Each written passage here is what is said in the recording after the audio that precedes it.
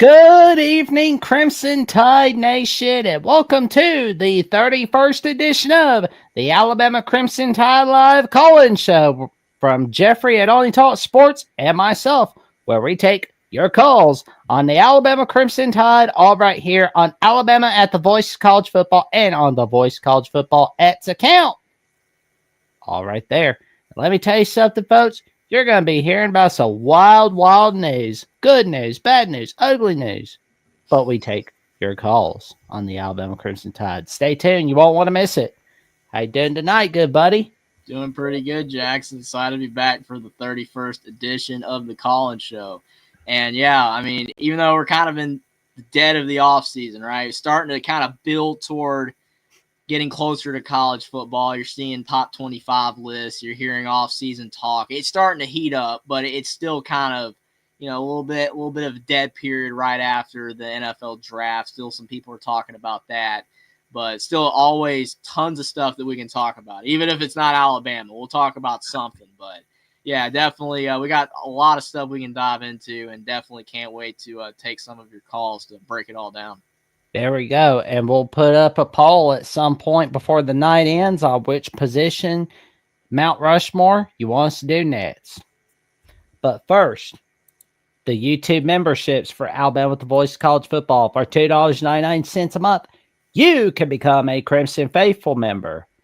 And you get a loyalty badge next to your name in the comments and in the live chat. Custom emojis to use in the live chat and the comments. And you get a member shout out, like our buddy, the Godfather of the SEC, who is a YouTube member of Alabama with the Voice of College Football, giving out a hello, everyone, and giving out that number one finger. And we got another YouTube member joining us in just a little bit. $4.99 a month. You can become a Sabin disciple, where you can get priority replies to comments and access to a monthly hangout from yours truly, Jackson Johnson, Jeffrey and Only Talk Sports, Coach Johnny Burtz, Manny Wilson, and Brady Quoto from the Alabama Prime Time Live Show. And finally, for $9.99 a month, you can connect on social media with each of us and give out content requests of any kind by becoming a Bear Bryant legend. And neither rain, nor sleet, nor snow, nor bad weather of any kind, nor tornadoes will put a stop to us for fulfilling your request all right here on Alabama with the Voice of College Football. And of course, we got the Voice of College Football website coming to you, and it's all here.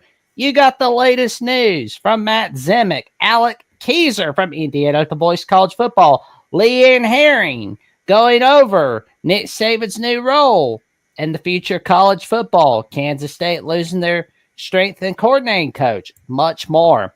We got the news from Brooks White, Matt Zemek, Leanne Herring, and Zoe Bentler, John D'Animo, Alec Keyser, and friends. All right here on the Writers Directory. We got the Host Directory with all your favorite hosts of each of the teams, all right here on the Voice of College Football. We'll make life a little easier for you. We'll make sure of that. And there's the show list for Monday, Tuesday, Wednesday, Thursday, Friday, Saturday, Sunday, all the days of the week. The list of the channels. Don't worry. If your favorite team is not on there, don't worry. It's getting Vanderbilt. They'll have somebody eventually. Oh, yeah. I mean, if Vanderbilt's even able to have a Locked On podcast, there's going to be a Vanderbilt The Voice College Football. I promise you. The forums. No worries. All of it's getting created. All of it's going to be added. But no worries. You got the magic from the Voice of College Football website. And it's all right there on the Voice of College Football.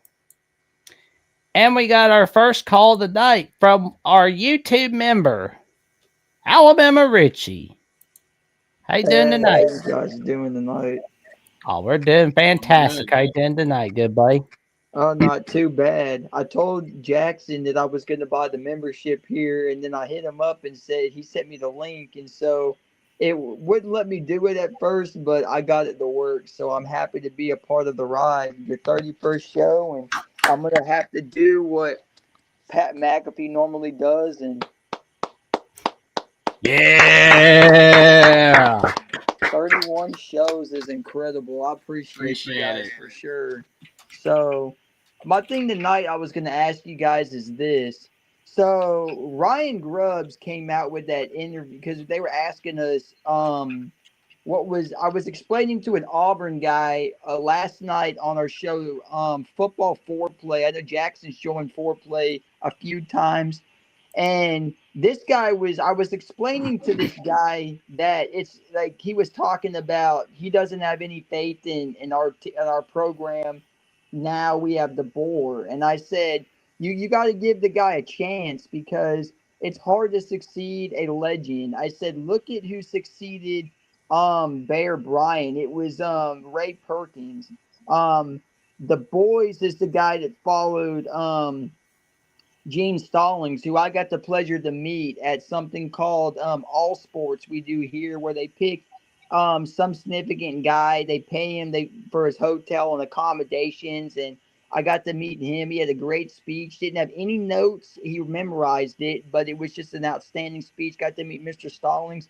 But I was explaining to this guy, it's hard to come in and try to be that guy because you're following up someone that was there for a while. And I remember, I'm sure you guys know Eli Gold, but Eli Gold made a statement before he left us a couple years ago that said to Sabin, he said, who do you like when you leave?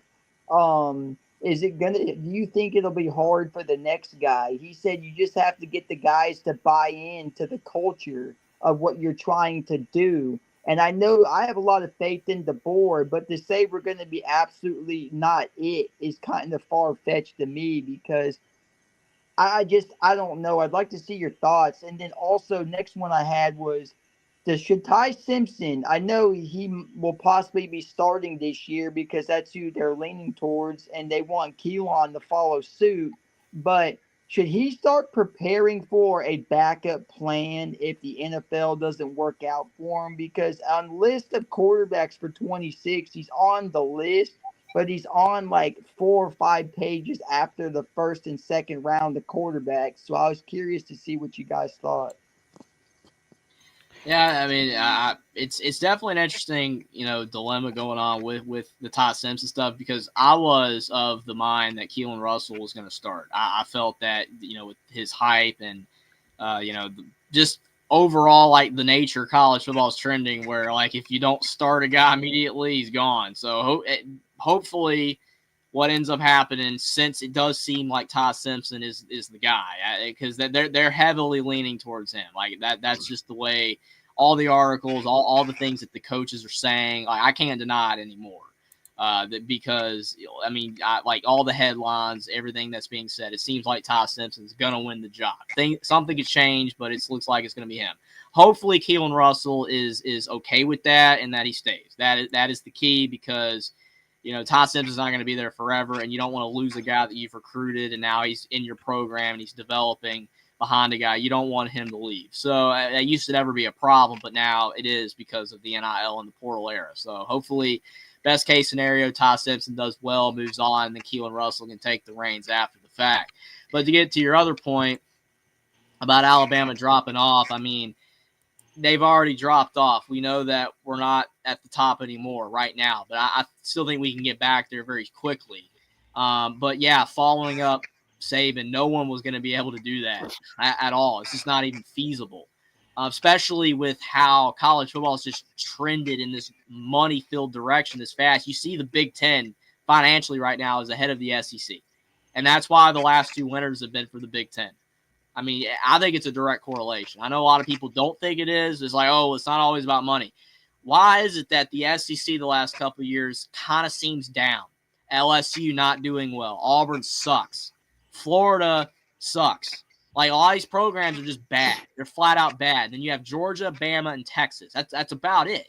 And then in the Big Ten, you got Ohio State firing on all cylinders. Michigan, until this year, was at the top. Penn State is just really, really, really, really solid and a little bit better than they've been. And then the bottom of the Big Ten is a lot better than it used to be. Indiana actually exists finally for once. Indiana's real. Illinois is a lot better, and they're keeping their players. USC is garbage right now. What if they get it together? Oregon's been really, really, really good. The Big Ten is why the SEC is kind of just in this little rut right now. Can the SEC get on top again? Yeah. And I still think if you want to look top to bottom, I still say the SEC is the better conference. But it's like this right now. It is so narrow. And that perception is even if people don't want to admit it, it's kind of changing that gold standard the SEC's been, and for a program like Alabama trying to get back on top. You even see Signetti saying the top programs in college football with NIL. Bama was not on that list. Bama was not on that list. That's not to say that they're not, but to me, there's a lot of factors at play right now. The transition from Sabin, the money going on until that gets reined back. If they do pass that rule where you can't go over this cap space, there's a lot of stuff at play for why Alabama went from here to here, just a little bit below. It's going to take time and probably some rule changes and other things to get back there. It can happen though, but there are some things working against us right now. Well, and we'll go over this story in a little bit, but I kind of have a feeling that story that we're going to go over involving Nick Saban, that may help some things by a little bit or buy it some time. Absolutely. I mean, changes have to be made. The current system is unsustainable. It is completely unsustainable. And I know the Big Ten fans are going to be like, oh, well, you're only saying that because you don't want the Big Ten to be number one. It has nothing to do with that. If the SEC was having these benefits and favoritisms with all this, it would still be a problem. You can't have it like this. You just cannot. It is not sustainable for these rosters. People, like, they're paying $10 million for players and $50 million rosters. It is out of control. It just cannot happen like this, especially if you want the entirety of the NCAA to continue to exist, these smaller programs to continue to be able to exist. It's just not going to happen if it doesn't get checked at all, if there's no balances to it.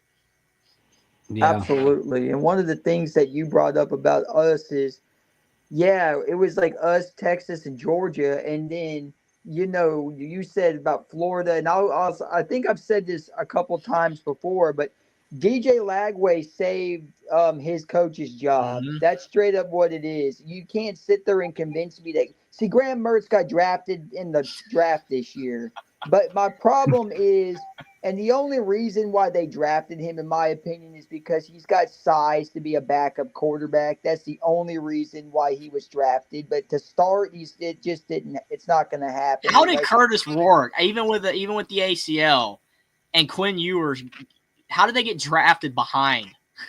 Well, they got, in my opinion, they got drafted because but behind him is kind of funny because the Canadian League also drafted Rourke as well. Mm-hmm. So now you have to look. He has to make a tough decision because he can potentially start in the Canadian League, but he can also. I don't know how the Canadian League works in terms of a pay. So the question is he'd have to relocate. He'd have to try to make it work. The style of play is different. And then backups in the league don't get skimped by any means, but you're definitely going to make what your starter makes. So that's kind of what you're thinking. And then, yeah, so that's definitely, I see that. But Lenoris Sellers is another case with South Carolina. They're on the rise. He saved his coach's job. I don't believe that Shane Beamer would still be with them if he was – maybe they gave him one more season, they look at him, but I don't believe he would still be the head coach if it wasn't for the quarterback play. Same thing with Talon Green in Arkansas, the Boise transfer in. I feel like Sam Pittman would be heavily looked at because – they had KJ Jefferson that didn't get them where they thought he was going to be. And then he transfers out because they kind of were looking at a different direction. So I definitely agree with that. But to say we're going to be straight up just like not it this year is far-fetched. I think we'll be able to compete. I think this time around we should do a tad bit better than this past year, but we'll see. But I was going to say another point. Garrison walked in. We were talking about it last night with Aaron Nolan. It's like with the quarterback play we have at Bama, you're kind of wanting – people were thinking Aaron Nolan may take you're not going to beat out Tavian St. Clair or Julian Saying, unfortunately. I've seen both of those guys play, and Ohio State got an absolute treat out of both those quarterbacks. And it's unfortunate we lost Saying, but again, it's like you were committed because of Nick Saban. So I knew he was probably going to kick rocks after Saban walked away. But South Carolina fans will get a treat out of Aaron Nolan. If he stays, because Sellers is supposed to be in his coming up draft, he was on the 26th list, you could potentially see Aaron Nolan start. But that's a matter of, does he trust Shane Beamer's program? But yeah, real quick before I hop off for the next caller, that Saban news y'all will report on might be a slam dunk, but it's a matter of how does the NCAA want to go about it, because they don't want to give Saban too much control. That's the problem, is what I'm really worried about. I'd like to see what you guys think. That's a great point. I mean, honestly, because I know a lot of people are upset at Saban for being, I guess, trying to be involved with the solution, and especially like the Sabin and Trump talks and stuff as well. Like there's going to be people that are mad about that. That's just the way that it is, right? Oh, yeah. And like I said, something has to be done, and no one's doing anything about it. I mean, you can look at any issue that's been in history, whether it's American history or world history, and there's a problem, and there's no one offering a solution, or there just is no solution. The problem's going to get worse, and then it's going to get out of hand to the point where you literally can't fix it. So it's happened tons of times. I would offer a ton of examples, but I'm not. Some people probably get upset. So, I mean, just with this situation, it's like there's a massive problem. It's getting worse. Everyone agrees that it's getting worse. And you have one person, whether you like him or not, that's giving something that could legitimately help this. It's like you gotta fancy it. You have to entertain the thought that, like, hey, maybe we should do this or try this. Is what we're doing right now is just it's not working. So yeah, I agree with not necessarily giving Saban too much power, but at the same time, it's like if no one else can think of anything better than him, then you got to try it. You have to try what the proposals that he's saying.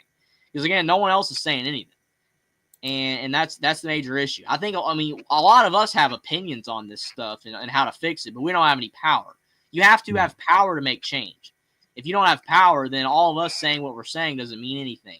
All of us saying what we're saying, and then you have someone with actual power that kind of like, hey, these people don't agree with this. These people are saying this needs to be changed, and I'll do it. I have the power to do it. That's what you have to have. No one with power is doing anything. So it's a power vacuum. Somebody's got to make a move. Somebody has to enact change to fix some of the problems that are going on in college sports.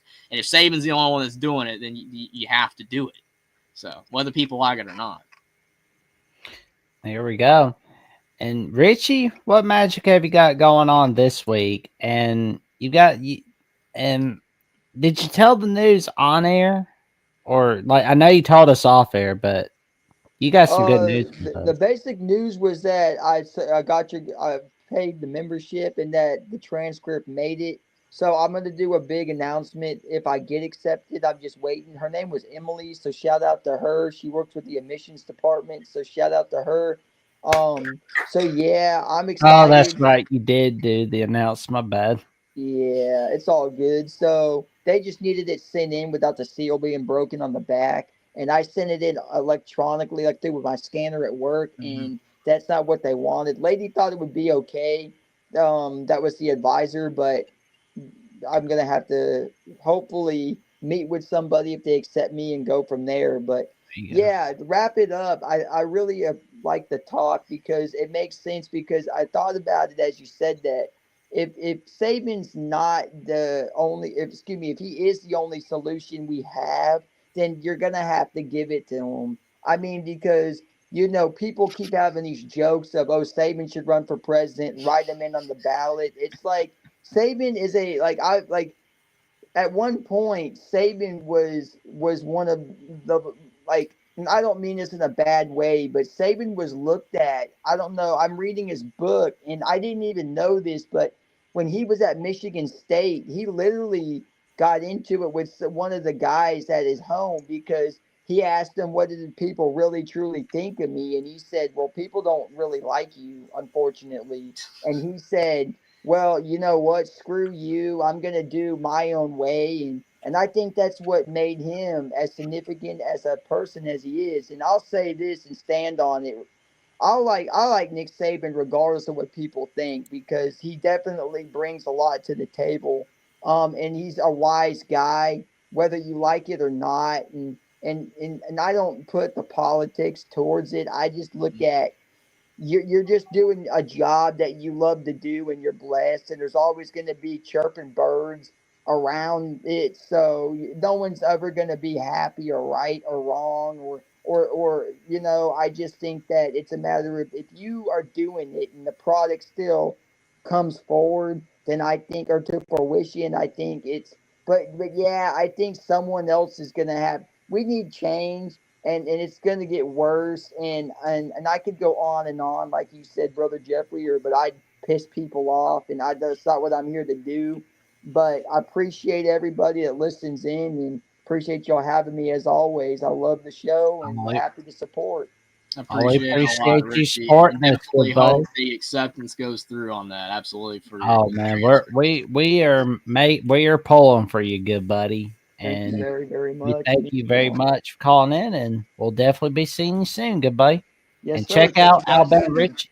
Check him out on X at Alabama Richie, and give him a follow on TikTok on Alabama Richie 3. You don't like TikTok? No problem. Alabama Richie's got some great content on there. So check him out, and let's check him out on YouTube as well. Yeah, catch you guys later. Catch you guys later. We're going. There we go. Well, before we get to our next two callers, we got a magic trick from Mark Rogers. Azrath meet you on Zenthos. You can make a difference here at the Voice of College Football. Use the Amazon link.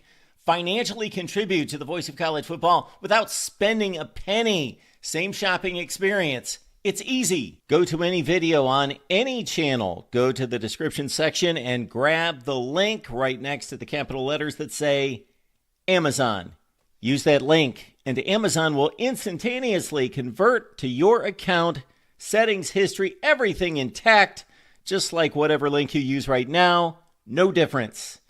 Pay no attention to the product that you see right there. Just go search what you want. Don't forget the Amazon link. Thank you for your support. Sincerely, the Voice of College Football.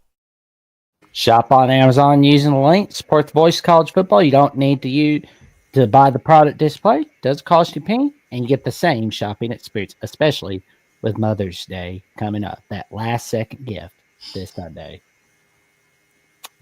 And of course, we have a good buddy of ours, and he's a very good friend of the Voice of College Football, Will indeed. And he is the co-host of the Ohio State Primetime Live Show and the Scarlet and Blue Show, and he hosts the Buckeye Brigade on Ohio State The Voice of College Football. Garrison Gaddy, how are you doing tonight, gentlemen? Doing good. I hope I don't sound too bad, guys. I'm a little under the weather. Are you good, Oh, you man? sound good, Will. You're Okay, good. There you go. Well, what you got in mind, gentlemen? I was just gonna talk about Keelin Russell. Like, I feel like you have, if he's what's got sent to Bama and he wasn't like given the job, like he had to like sign some sort of agreement that he wouldn't transfer, and I don't think he will. Like, because DeBoer's a good quarterback guru. I would want to play for DeBoer. He would be on my list if I was a quarterback. That is a good point. I mean, there are on some of these deals, I think there are clauses too, but at the same time, we've also seen other guys like transfer. So I don't know if they're breaking those clauses or if there were no clauses there to begin with. So it's kind of all over the place. It's kind of tough to tell, but that is a good point. I just think it's weird though, because like right at the beginning of the offseason, it seemed like Keelin Russell was like on the inside track to win the job. And now it's like it's changed significantly, like the rhetoric around the battle. It practically seems Simpson has it wrapped up, practically. And that's just crazy because that's not the way that it sounded a few months ago.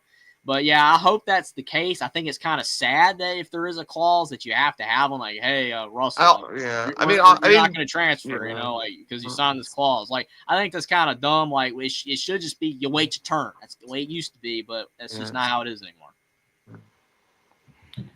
Garrison, what are your thoughts? Goodbye. So I'm really you guys are talking about Nick Saban. I'm really interested by that because I of course I'm always talking Ohio State football, but I like to see what's going on like around the landscape, especially something this big, right? Mm-hmm. And I did find it really funny. A lot of people really like, for whatever reason, someone doesn't like Nick Saban. I personally don't know why. Like I don't know. Maybe outside of just you kicked your team's butt for years. I don't think he's ever getting off that bad of a vibe. Maybe he's to a jerk. Sure, maybe he has a scolding face. Well, I know the wife like made him become more likable. They're like, hey, like no one likes you. Like this is bad. Like you gotta change. Fair, Will. That is fair. Yeah. Because I remember I saw like an NFL Network, those top 10s they did, and it was like top 10 coaches that stayed in college, and then they showed like Sabin, and this Miami Dolphins reporter was like, this guy's the biggest piece of dog bleep I ever met, like just a horrible person. He said that about Sabin, and then Sabin's I think his notoriety around the land is not as bad as it was then. It was pretty brutal back in 2006. Yeah. But I think that he's the guy. I mean, I'm fine with it. I'm happy for it. Nick Saban, when NIL first became a story, he spoke to it. And he said, everyone thinks it's gonna like make it even. He said, no, it's not. And he says, I'm gonna succeed from it more than I did before, and he did still. And of course at the cream of the crop at the top, teams were still there. Ohio State was still there. Michigan for their rise was still there. Clemson was still there. But no one really got close or evening it out. And so I think it's really interesting that, he's been appointed to look into this. I don't want to miss his name. He was the coach at Auburn down in Bama. Tommy Toberville. Yeah, thank you. He's the current senator. I guess coaching wasn't working out for him, so I guess he wanted to go into politics. Yeah, Tommy Toberville was saying that Indiana bought their entire roster and that it was unfair that they were good. I'm like, Indiana's never been good in history. It's like, give them their flowers, man. Yeah. Like, he said that the week before Indiana played Ohio State. I'm like, how dumb can you get? They don't have that. Note to self, one of my future Just Sign episodes needs to be a future debate between Jeffrey and Senator Toberville. Yeah, I'd be like, Senator, like, what are you saying, man? Like, Ohio State, they've got Caleb Downs, they've got Will Howard. Like, they spent more on those two guys than Indiana did on their whole team. And yet you're like, Indiana should not be good. They just should not win. Oh man, that's a fair. Maybe we should get him debating on Real Time with Bill Maher. That would be like nighttime television. Oh my god! But I mean, I was kind of trolling you guys on your last live show, but I feel like the best recruiters now, you got to recruit your own team first, and I think a lot of teams have learned that. You see a lot less transfers out of the big time programs now that you have then. It's good that Bama's kind of gotten that together after after everyone left. Not everyone, but a lot of players left when Sabin left. Yeah. I was really shocked. Ohio State had no one leave in the spring portal. Yeah, Ohio State had no one leave. Notre Dame had no one that was going to start leave. I was shocked. And I was like, well, for everyone thinks about Ohio State being like the SEC and paying players, maybe we were. I can't say we weren't or that we weren't. But all I know is, I'm happy to see that we're able to keep the guys there. Of course, NIL has something to do with that. Culture has something to do with that. And, and like you just said, after what happened when, the board first got there and players transferring compared to this past portal season, I thought Alabama did really well coming out of that. Yeah, definitely. Alabama, I was a little concerned we might lose a couple guys, but we really didn't lose anybody. Indiana didn't really lose anybody of value either. So, even little old Indiana did pretty good during the spring portal season. Because, I know for a fact, some of their top players were probably on, people were giving them some calls. Hey, D'Angelo Pons leave. You know, like it didn't happen though, you know. So like Indiana did a great job, Ohio State did great. But other programs like Cal did not do good, and a few others just did not do good. And it's like I think money has something to do with that. I really do. I mean, because to transfer now, it's just crazy. I think Cal Berkeley might have spent their whole NIL fund on Devin Brown. That's what it looks like. Oh man, Devin Brown's not gonna have a good time. Cal Berkeley. So Jeffrey, I got a bone to pick with you. You said something right when I came in. You said something that caught my attention off the rip. You said that the SEC was a little bit better than the Big Ten, I believe. I'm telling you, I didn't hear Big Ten, but all I heard was SEC is a little bit better. And I said, oh, wait a second. I mean, the Illinois beating South Carolina tipped it over for me. I'm your Huckleberry, Jeffrey. I'm your Huckleberry. I think the Big Ten is better right now, and it's not by much. It is by percent. It's by fractions of a percentage. But the thing is, I can even agree with that. I can go as far as to say I think it's this either way. It's so close, so I can agree with that. But the one thing that I can't agree with is when someone says the Big Ten is better because of anything other than this new NIL situation. Because that's exactly why. There are people out there that will try. The Big Ten's figured it out. They're recruiting back. I'm like, no, it's because look at that media deal. Look at the donors. Look at Michigan. Look at the money that they are bringing in. That's why they've tipped the scales. I think people forget. So when the NIL thing first happened, I told some friends back when a few years ago, I said the Big Ten is about to really have a push.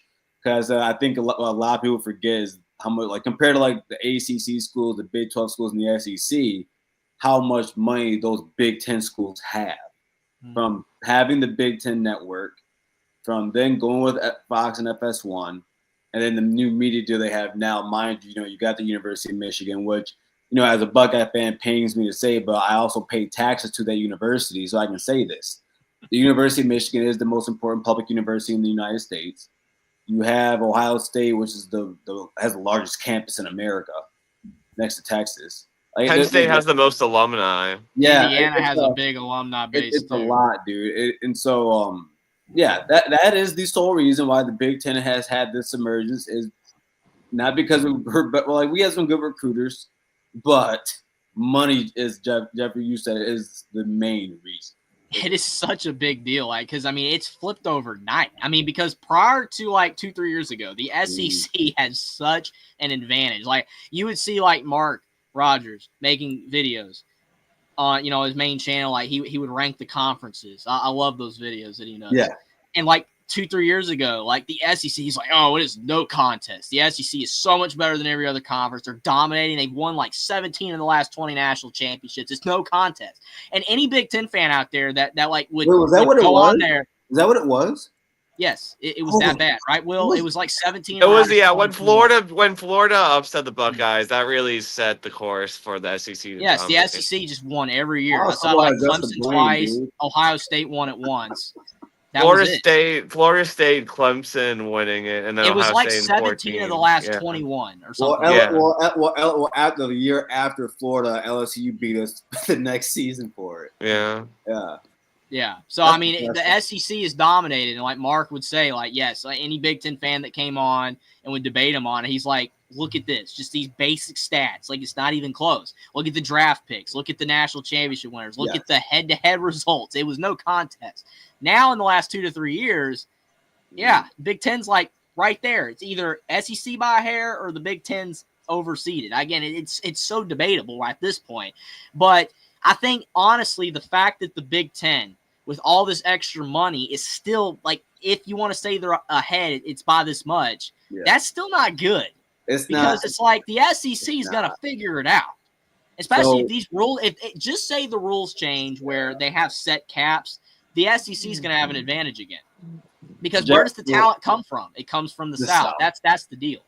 Before I go, so what you just said, that's what I was gonna finish with before I go. I do put an asterisk with it, though, with saying the Big Ten's better right now. I put an asterisk with it. That was a point I didn't think about, which that was a very fair point that you just made. Mhm. But mine, even it was just on the field. Because there's a few teams I'm watching in the SEC where I'll for example, you guys, I'll be honest with you, I'm not a believer of Alabama right now. I'll be straight honest with you. I just got to see it. But I know there's a very good chance Bama can go out there and win a lot of games and make it to the playoff and go for a national championship run. I know that can happen. There's a team that I'm looking at in Florida where my hot take of the year is that DJ Lagway is the best player in college football to a very high point, to where I think he has a Tim Tebow, Cam Newton type of effect, where it doesn't matter if you have a better team than him, he's going to win because he's DJ Lagway. Not saying they're going undefeated. I just think they're going to get to. I'm just worried about the interceptions with DJ and injuries. That's the only thing. Yeah, the injury thing is that's the Ash part, and then also like a team like South Carolina, if they figure it out. South Carolina worries me because like they almost beat us last year. Mm-hmm. The only reason why we didn't lose that. What'd you say, Garrison?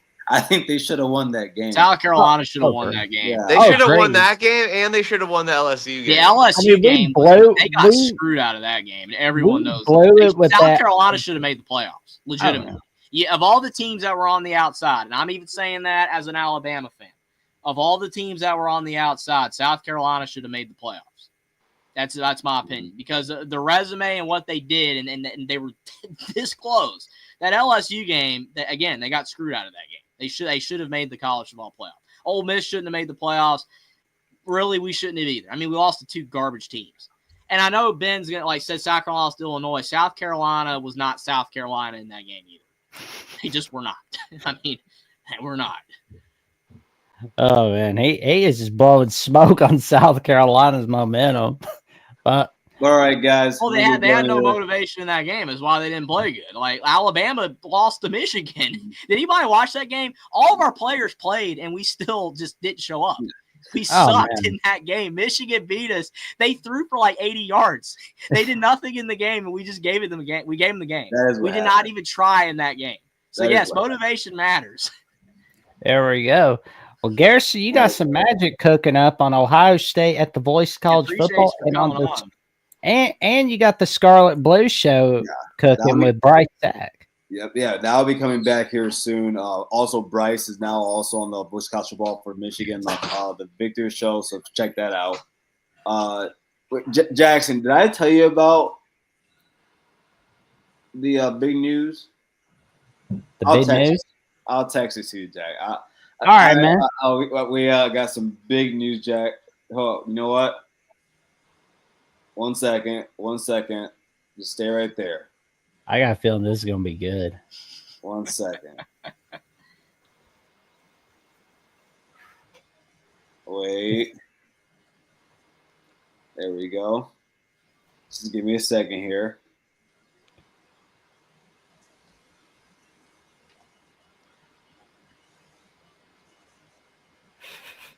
All right. Look at your phone.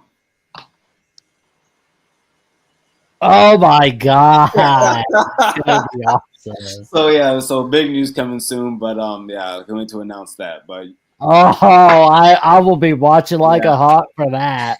I'm sure. You guys have a good night, man. I'll talk to you guys soon. Yeah, that's all right. With you, Garrison. I.O. RTR. Have a great night.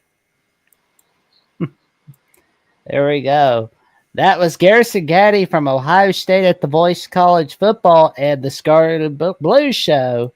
And next to join Will, Jeffrey, and I is Adam Lampereello on Rutgers at the Voice College Football. Hey guys, how you doing? Good to see you. Good to see you too, good buddy. How you doing tonight? Doing great. Thanks for having me on the show. So I just want to talk briefly about something that I think a lot of people are overlooking about Alabama football. We're talking about the weaknesses on the offense and the defense, and here's what I've come to the conclusion of is that the real weakness is the quarterback position. For 2 years, Ty Simpson couldn't beat out Jalen Milroe. And in the spring game, he looked like he was playing safe, taking short passes, nothing dynamic about him. I'm scared that Ty Simpson's not going to be what we think he is, and it's going to limit the offense. What are your thoughts? I mean, I do not disagree at all. That's why from the beginning I was Keelin Russell supporter. Like I was basically, with the very little influence, that I have, I was pushing for Keelin Russell to get the job. I was like, come on, like Keelin Russell, like he's a 5-star guy. He's in this day and age, people transfer if they don't play immediately. I'm like, he needs to be the guy. That definitely show like that he's really good too if he's able to beat out a guy that I don't think is the best, but it's still competition. Like it makes make Keelin Russell better. But now it's a complete 180. Ty Simpson looks like he's going to win the job, and I don't know how to feel about it because we don't know what that means. Does it mean that Ty Simpson's done really great and Keelin Russell, like he's battling him for the job and he's doing well, but Ty Simpson's just doing better with his experience? Or is it because Keelin Russell's not doing well at all and Ty Simpson's only winning the job because he has experience and he's, like less bad? That we don't know. It's not the best prospects in the world. I mean, also, and I said this one of the last times we talked as well, I really felt like Alabama in the past did not need to have a great quarterback to win. We've had tons of quarterbacks like Jake Coker, Greg McElroy. These guys were not good. They were all right quarterbacks, but our teams were great. We don't have that luxury anymore. Our team is not as great anymore all across the board. And now with NIL, these other teams are great now. So now Alabama needs a better quarterback to be good. If our quarterback's average, we're probably not going to be a great team because the rest of our team is not great enough. Yeah, when we had Coker and McElroy, we had amazing defenses and great running backs. And I don't think we have both this year. And I just wonder that the problem with Ty is not necessarily his talent. I think it's up here in his head. I think that there's something about him. He doesn't whether he gets nervous or he gets I don't know what it is, but I don't think he has the intangibles. Now, I'll ask you guys, would you rather take a high-risk, high-reward quarterback like a Keelin Russell who's going to have turnovers but going to make dynamic plays, or do you want the quarterback who's the game manager and efficient but it's not going to deliver that kind of dynamic playmaking? What would your choice be? Well, I think I would do what Clemson did in 2018. I would start off with Simpson, and then I would have Russell develop more as the season goes on, and then I would eventually hand the ball off and give it to Russell, like when he's ready. Because if they don't think he's ready, they don't want to kill his confidence late, because he's a young guy.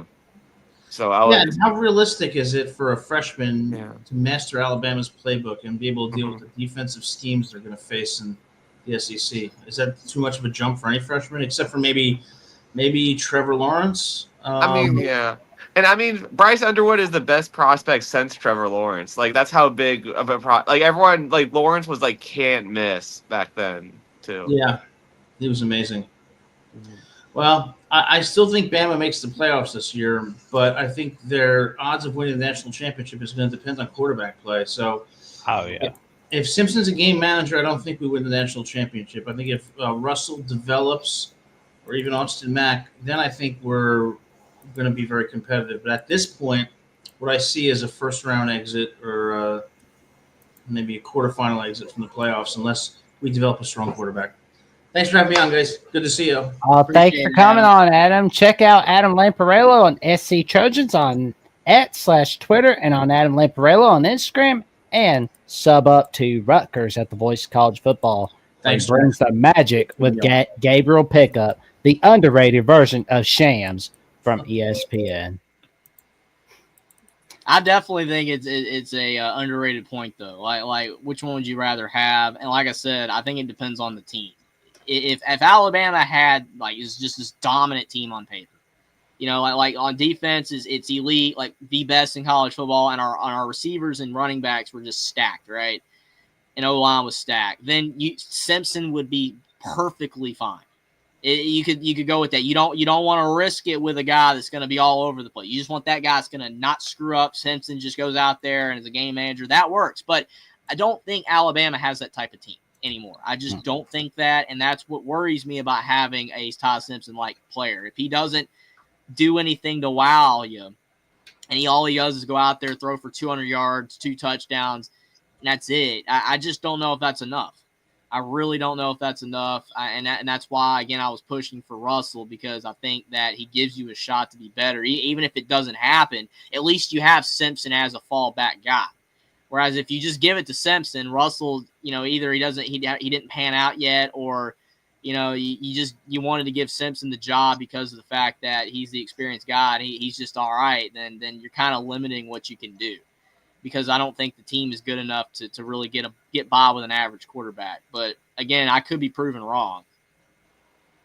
Or Todd Simpson. I mean, best case scenario for the Tide is that they murder Florida State and Doak, and then you can give Russell some playing time. Well, I mean, it won't be too hard to beat up on Florida State. We should. I mean, yeah, like that. You should do that. If that game's close, Twitter's going to be going crazy. Yeah. Oh man, it's like Florida State's so focused on leaving the ACC. It's all they talk about. I mean, it's like, check out their videos. It's all they ever talk about. It's like, good God. They're not thinking about beating Alabama. They're thinking about can you blame them? I mean, they're hemorrhaging money every year that they stay in the ACC. I mean, the ACC is making a fraction of what the Big Ten and SEC are making. I blame them. I know it. All people, when it comes to business, all people think about is money. True. And how to make more of it. So, yeah, that's why that's all they're talking about. I mean, I agree with you, Jackson. They should be concerned about winning football games, but all they're thinking about is money that they're losing every single year by staying in a conference that has a terrible TV deal. Yeah. I mean, like, the ACC should be get like better TV deals. Matter of fact, like, don't be so overly reliant on ESPN, because that's what killed the Big East. That's what killed it, and making dumb moves as well. You got to get yourself a little something other than ESPN. You got to throw in a CBS or a Fox or an NBC. They had a small, CBS had a small part of the Big East, right? Or maybe not. Yes, but they I don't did. think it's that much. From 1996 to 2002.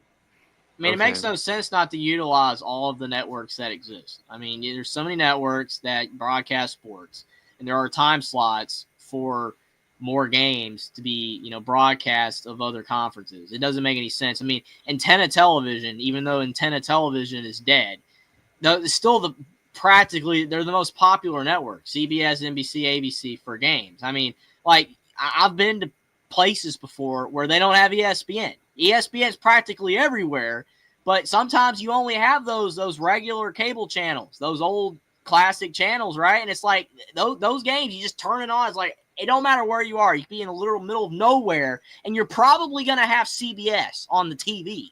It's like, that's why the ratings are so good on those networks. And to just not have any games on those networks in your conference, I think is foolish. I mean, the Big Ten has expansive coverage across NBC, Fox, CBS, the Big Ten Network, FS1, everything.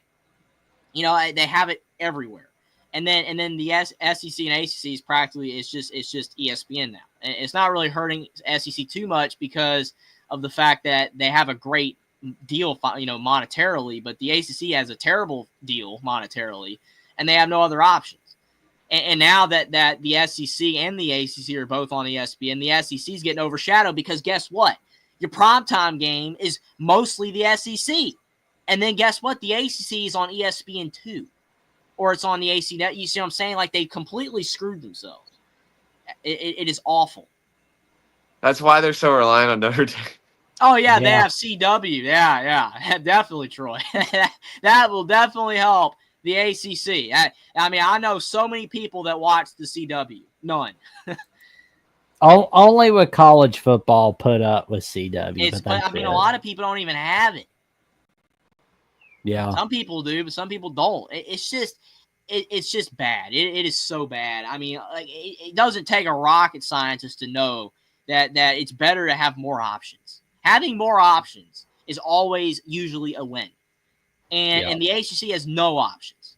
They completely backed themselves into a corner with a terrible deal right when on the brink, on the rise of just college football exploding monetarily. They got this safe little deal, a little cheap deal that on paper you think $30 million or whatever it is insane, but then the Big Ten, these schools are getting $100 million a year. at Florida State is losing $70 million a year in comparison to the ACC or the Big Ten rather, because they're in the ACC. And again, you wonder why that's all they talk about. Yeah. If you were losing $70 million a year, that's all I'd be talking that about. probably would be all you're talking about. Oh yeah, and I wouldn't blame you. It's like you're losing $70 million a year. But it's just like, Florida State, it's like, don't get me wrong, they're getting a bomb deal, but it's just they got so unlikable because of it being like the only topic they talk about. They don't ever talk about winning the ACC. They don't ever talk about trying to get to the playoffs or nothing. They don't talk about beating Florida and Miami even, but they should. They don't. So guys, I had one more question about the Tide. Ooh. And it's about Keon Keeley. Do you think he breaks out this year? That's what Josh Pate was saying. It's a possibility. I mean, I will say that, Josh Pate, a lot of people don't like him. Some people do like him. It's very mixed. I'll answer that question second. I want to talk about this first. Real quick on Josh Pate. How do you feel that people feel about Josh Pate right now, Will? People think he just gets paid off by the coaches to spout like positivity about every program. It sucks because when he first came on the scene, people love everyone's like Josh Pate is awesome, and now I just see a lot of people like Josh Pate sucks. I'm like, he's not that bad. I mean, he's still he's the same guy. He's a network guy now. That's kind of what happens, man. When you're a network guy, you kind of, I won't say you don't lose authenticity, but sometimes you have to say stuff, in a different way or nicer or whatever. And so, I don't dislike Josh Pate. I still think he's really cool. I think Josh Pate, some of his catchphrase, I always like the catchphrases and stuff, but I get why some people feel the way they do. I get it. That's kind of with anybody though. If you're on if you have a network deal in Hawk Sports, you kind of going to be compromised. It's just the way that is. But back to what you said, usually Josh Pate, overall his takes are, there's a few that can be a little, but overall, I don't think a lot of his takes are bad. So, I feel like, there's a better chance than not that he does break out, Keeley. But, breakout players are so tough to gauge. I feel like in the past, they were kind of more obvious. You would say, hey, this is a breakout guy. But now with guys staying extra years, so many really good players kind of are on the bench that you really don't know if they're going to break out until they do. But I think it's a good possibility, yes. Yeah, just because, he was a late flip from Notre Dame to Bama in the Sabin years. And it sucked when he left. But it seems like a lot of the guys that flipped from Notre Dame late have been bad, other than Peyton Bowen. But, Notre Dame has a lot of safety, so that wasn't a bad one. But, I don't know. It would be interesting to see if Keeley does come through. Hopefully he does. We need all that. We need all the help we can get to get back to the top. So I'm all for it. Yeah. But anyways, guys, just wanted to chat it up with you guys. I don't know. It'll be interesting to see the Tide. If the Tide holds serve at home, they should get in at 10-2. Yes, if we're 10-2, it's guaranteed. They're not going to leave Alabama out at 10-2, 9-3, and you're at the exact same problem. You're going to need a whole host of things to go right to get in, and you're probably not. If Alabama was playing Ole Miss in the playoffs, it would be a pretty awesome game, and I think I have a good idea of what the shows would be looking like for that week. But Will, it's awesome as always hanging with you, and you have a good night and sleep well. Good appreciate you for calling, man. It's always great chatting. Thanks, guys. We'll be seeing you soon. Goodbye. And that was our buddy Will and D giving his take on the Alabama Crimson Tide. But of course, we got a little something we want to tell you about, and it's the voice of college football social media. We want to make sure to let you know, you want to make sure you can follow the voice of college football on Facebook and on X and on Instagram. Hold on one sec. Let me get out of there. No, nobody wants to see that personal stuff. That's not intentional. You got Mark Rogers and friends bringing that magic on Buckeyes Live. The 6th anniversary of Buckeyes Live is coming up. 3 weeks from now. Mark, Steve Hellwagon, Tony German going over their favorite memories of Buckeyes Live since it started. Alec Keyser, Goom and friends on Indiana's Voice College Football. Corey Bratta and Mark Rogers bringing that magic on Iowa at the Voice College Football. And there's just all kinds of magic from Facebook, from ads and Instagram, where you get top-notch discussion, debate, and analysis with no off-season.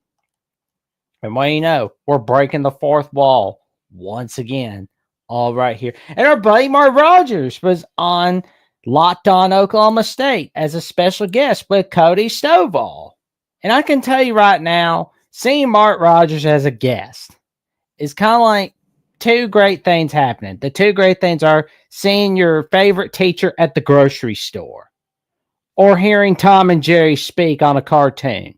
You don't expect either one of those things to happen, but you're in for a good time for a long time, especially with Mark Rogers showing up as a guest. And that's what you see with him going on Locked On Oklahoma State. I'm throwing away $1 million, but it's worth it. I know, right? One custard pie, let me have it. Ooh, well, one members only show, let me have it. It's all right there. The Michigan College Show with TJ Ronan and Johnny Olden Jr., Garrison Gaddy on the Ohio State Call-In Show. Justin and Brian bringing that magic. You see Leanne bringing the magic on the Voice of College Football Recruiting Trail, as Mark Rogers himself said, on February 24th, 2025 on the State of the Voice College Football Address. She is the Patrick Mahomes of the recruiting analysis in all of college football. And there's the Thursday lineup. But of course, there's the Instagram. You're not too crazy about Instagram? No problem. But there is one site you want to check out, the Voice College Football Instagram account. Top-notch discussion, debate, and analysis with no off-season. And here is the stats of the teams with the most returning starters. Illinois, Penn State, Alabama, Clemson, Arizona State, Texas A&M. You're going to need those for when you get your preseason magazine during the off-season, during the summer. 104-day summer vacation is coming up, which means one thing. Get that preseason magazine, but make sure you know these stats before you get them. The top 10 ACC teams from Gabriel Pickup. The story of Marcus Lattimore from South Carolina. The projected offense of the Michigan Wolverines for 2025. The curse of number 2 from 2007. And, there's so much more I could go on. But there's plenty of magic coming right here from the Voice College Football on Instagram, on Facebook, and on @/Twitter. Everywhere. Get it. Everywhere. Everywhere. Yeah, it's good to see Mark as a guest. Absolutely. That is really cool. There you go. I mean, it is like seeing your favorite teacher at the grocery store and hearing Tom and Jerry speak. So there you go. Whew. Let me get a hold of my voice. Hope I didn't throw it out. Here we go. Alrighty, we got our next topic for the recruiting trail. Cedarian Morgan is setting up his commitment date to July 2nd, 2 days before the 4th of July, and he attends Benjamin Russell High School in Alexander City, Alabama. He's a 5-star. He's considering Alabama, Auburn, Clemson, Colorado, Florida, and Georgia. He's one of the best wide receiver prospects in the country, as one of the most complete wideouts in the 2026 class. 6'5", and he's got a great route running ability. Can work after the catch, pull down jump balls. There we go. Here's his little midseason highlights. Get out of there, ads. We don't want to see you. We're going to show the people the Cedarian Morgan highlights. No. That's not it. No. This is the important stuff. We don't care about that ad. We want to show this. I mean, I will say he's an in-state guy. So you see Burke saying obviously he's going to Alabama. Yes, like we need to reel this guy in.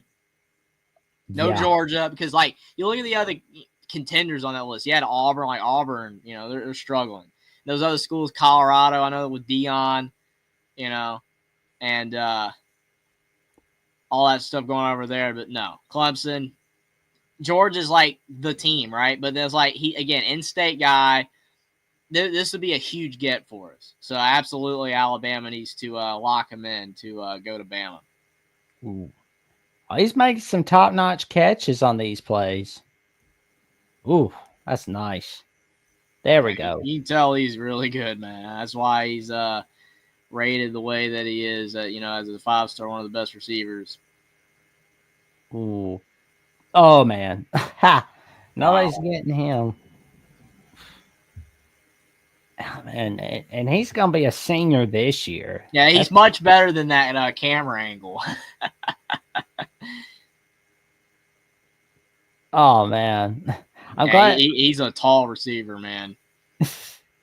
Oh, man. Piggly Wiggly's sponsoring that game. That's funny. The pig. Hey, maybe we should get Piggly Wiggly to sponsor Crimson Tide Live. That'd be cool. Hey, man. Come on and join the party. Yeah. I mean, Piggly Wiggly needs some fun. We'll give him the fun. And, of course, we can get him to tune in to Auburn at the Voice of College Football as well. There we go. Oh, there we go. Oh, touchdown. Touchdown. Yeah, there was like no one on him, man. Yeah. Look at that camera quality, though, man. I love like he's shaking, and he's like sometimes he's not even in the picture. I think the camera's got us scared of trying to catch Shadarian Morgan. Yeah, I mean, look at it's like shaking like this, and like a few times, like he's off the screen.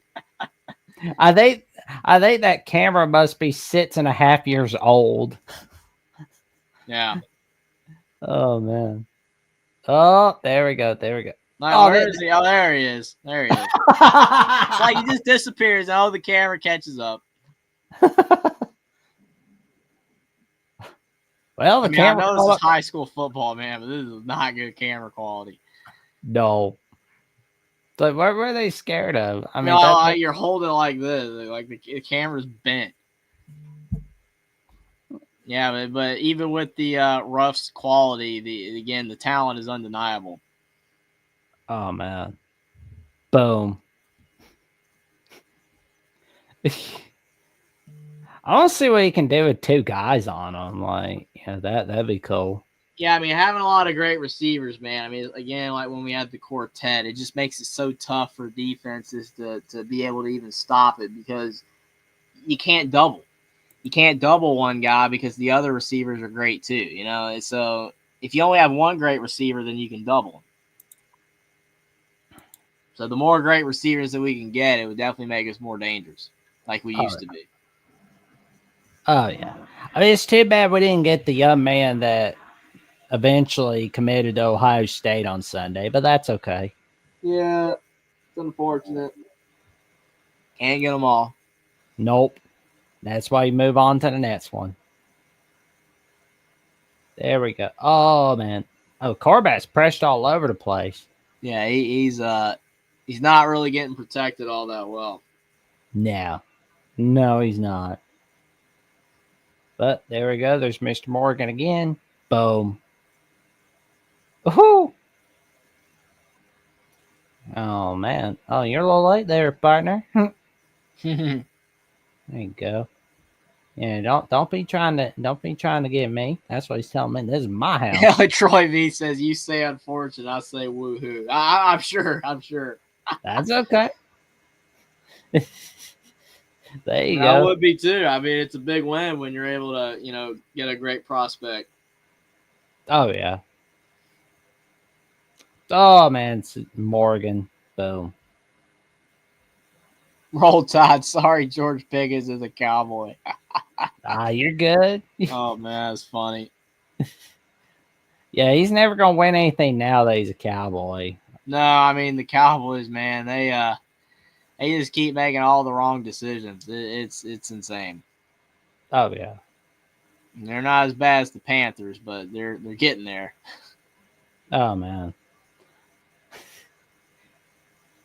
Ooh. Oh, bad pass. Oh, he's waiting for his man. Boom. Yeah, it's a good sign. He's catching the tough balls while he contacts coming right at him. I mean, he that's the benefit of being taller. If you're tall and you have great hands, you can run good routes, and you're going to be a great receiver.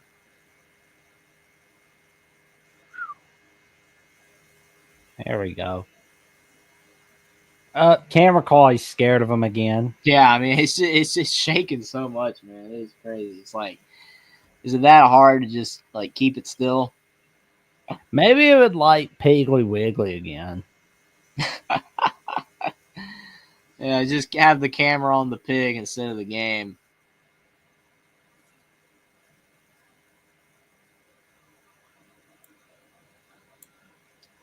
Oh man, quit the wiggling, camera. I don't think that this person's ready for CBS. No. I mean, it's just rough, dude. I mean, not only is slow to react, but it's just wiggling and shaking everywhere. It's bent. Oh, Brock man. says, I got my tie going 11-1. Call me crazy, but I think Ty Simpson is that dude. I hope he is. That'd be cool. If Ty Simpson ends up being really, really good, then I would be real happy with that. I'm just definitely concerned with if he's not, but hopefully he is. And we need to get more guys like this 6'5" receiver to add to our future, roster to get Alabama back on top. Burks has us going 10-2 or 9-3.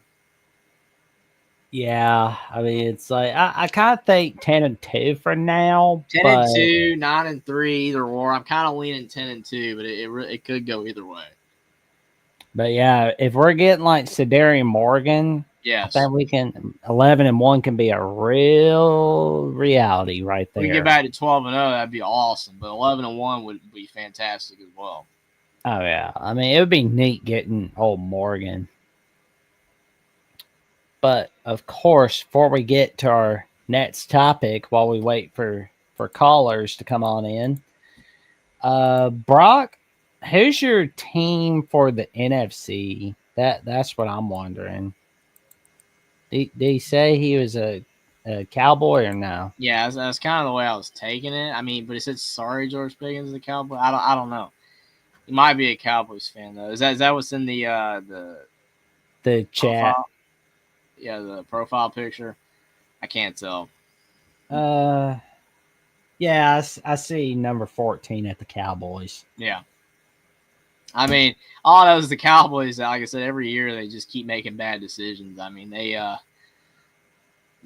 their roster, it's bloated at the top. At the top, it's really got a couple really good players, and the rest of the team just isn't that good. So maybe this is their year to get back there. But yeah, I've just have not been impressed. I mean, yeah, when I was a kid, I really liked Tony Romo. I like the Cowboys a lot, but man, their decisions last 5 years or so just really, really bad. It's hard. It's hard to watch their moves. It's rough. If the Cowboys can get to the NFC title game, then I'll go a little easier on them. But if it's an NFC title game trip for 1 year and then it's the next 10 years they don't make it to the NFC title game, then I'm gonna be a little tougher on them. And Brock says Dak is just terrible in the playoffs. Yeah, it's like that game against the Packers and the wild card when the Cowboys were 12-5. It was their best season recently, and the Packers were 9-8 or something like that. That game, Dak did not play all that great. That is true, but the defense for the Cowboys in that game was atrocious. And then Dan Quinn left and got the Washington job, which killed me, right? But it's the defense in that game was awful. They let Jordan Love look like prime Drew Brees out there. Okay, it was pathetic. And it's everyone was blaming Dak. Dak did not play well, but that pick six that he had that essentially ended the game, I don't think he throws that if the game's close. but he was in desperation mode. They were down big. He was trying to make a play. The defense was trash. So it's not just Dak. The defense has had holes because, I mean, they paid, their top defenders so much money that, the rest of their defense isn't even that good. And then you look at injuries. Some of their key guys like Diggs has been hurt. Parsons, overall, you just look at Dallas. They're just a messed up team. They have a couple really good guys that don't even stay healthy all the time. And then the rest of their team isn't good. It just isn't.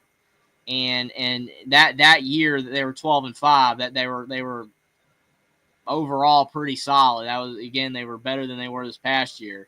And and their defense, I mean, you can't even defend that performance. Like, I had the Cowboys winning that game, by 14. I'm like, yeah, they're playing the Packers. Jordan Love's basically a rookie, even though he's not a rookie, but he's never played before until this year. The Cowboys are going to win this game, and they just completely just sucked. And that defense was the main reason. So it's not a complete Dak problem. Dak is not great, but Dak is not the main problem. He's part of the problem. He's part of a bigger problem. And I agree. The defense for the Cowboys has been trash. You cannot win without a great defense. And yes, the stars demand too much money. They demand way too much money. Take pay cuts. Be a team player. That's how you win championships, is by having a great team, not a great couple of players. That's why when you had Shadur and Travis Hunter and people are like, oh, the Colorado's going to be great. I'm like, no, they're not. They're not going to be great because of the fact you can't be good when you have two good players. That's just not how that works. You have to have a great team, and the Cowboys do not have a great team. Trust me. I'm a Cowboys fan to an extent. It's hard to explain. I mean, my favorite team's the Panthers, but I do like the Cowboys. I liked them a lot better when I was younger, though, because again, the last few years, they just annoy me. They annoy me as a franchise. They really annoy me. I think Jerry Jones, he's way past his prime, as an owner. He is not even close to good at all at anything anymore. And again, the decisions they make irritate me because they could be good. They could be a lot better than they are, and they're not. And they're not going to be good until changes are made. Yeah, I think it was completely moronic who they hired as the Nets head coach. Honestly, it was just completely dumb. And Brock seems to... Brock, how you feeling about Schottenheimer as your head coach? I didn't want to say how you felt before I asked, but I just want to make sure. But, yeah, Jerry, yeah. He let it all go to his head in the 90s. Honestly. Yeah, I mean, they haven't done anything since the 90s, at all. And he's been the owner the whole time. And like I said, each decade has gone by, his decision-making has gotten a lot worse. I mean, yeah, they were great back then, but, that he ruined his relationship with Jimmy Johnson. And it's like, you haven't done anything really since. And Jerry Jones, like I said, is past his prime in all facets of the game. And I don't mean that for people that like Jerry, because I know there are people that like Jerry out there, but he's past his prime.